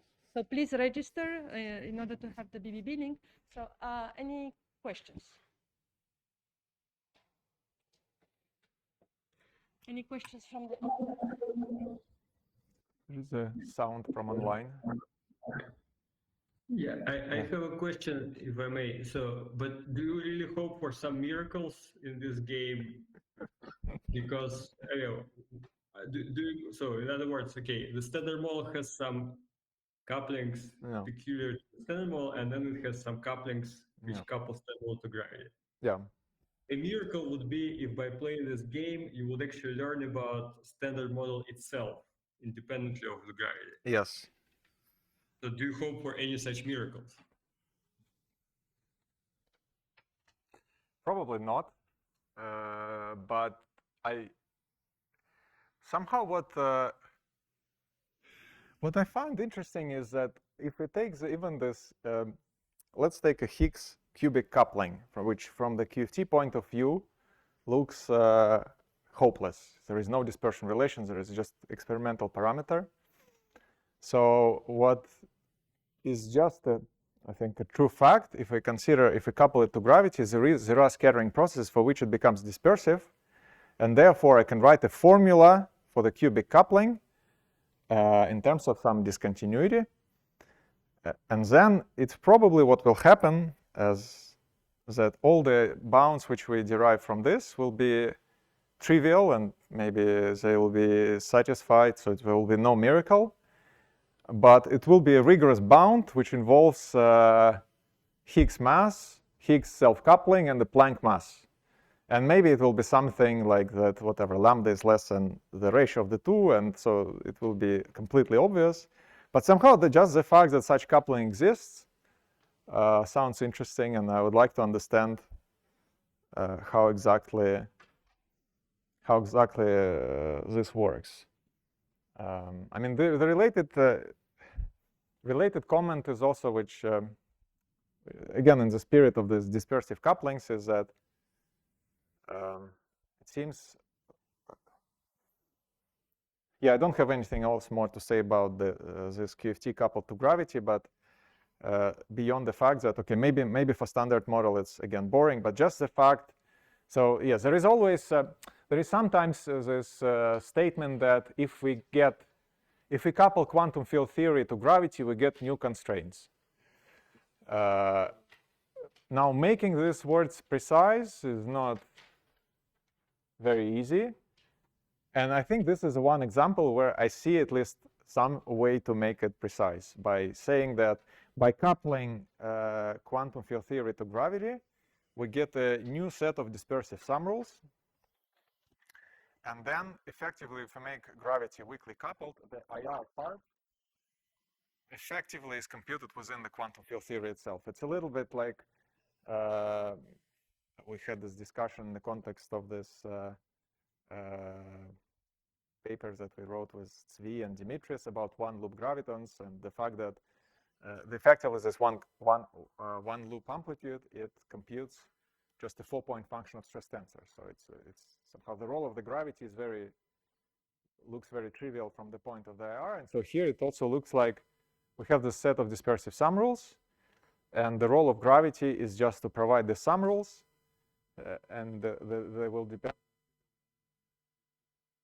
So I don't know if there will be miracles, even if making it much humbler, if there is something non-trivial to be extracted from that, but just the fact that this is a precise point where I can say that I see that by doing this coupling I can get new non-perturbative sum rules, I think by itself worth understanding much better, because this phenomenon has not been explored.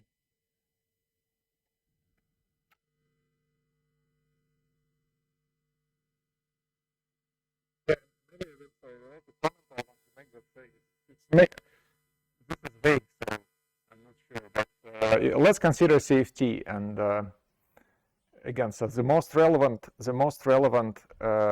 operator we can imagine is a cosmological constant. Now, usually cosmological constant, I mean, it's a relevant parameter. We cannot say anything about it. But say in a CFT, cosmological constant controls the central charge of a CFT. So it's a 2-point function. It's a, say, 2-point function of stress tensor. It's a 3-point function of stress tensor. And it is a spin 2 operator. Therefore, it is dispersive. It comes from the inversion formula. So somehow in the CFT, again, there is a sense to talk about the ratio of the ADL scale to the Planck scale meaningfully in terms of UV degrees of freedom. Now, is there something learned from that? Again, I don't know, but this is another example, something which we definitely cannot do in QFT, but again, somehow we can do gravity over CFT. But here, of course, I'm doing flat space, so.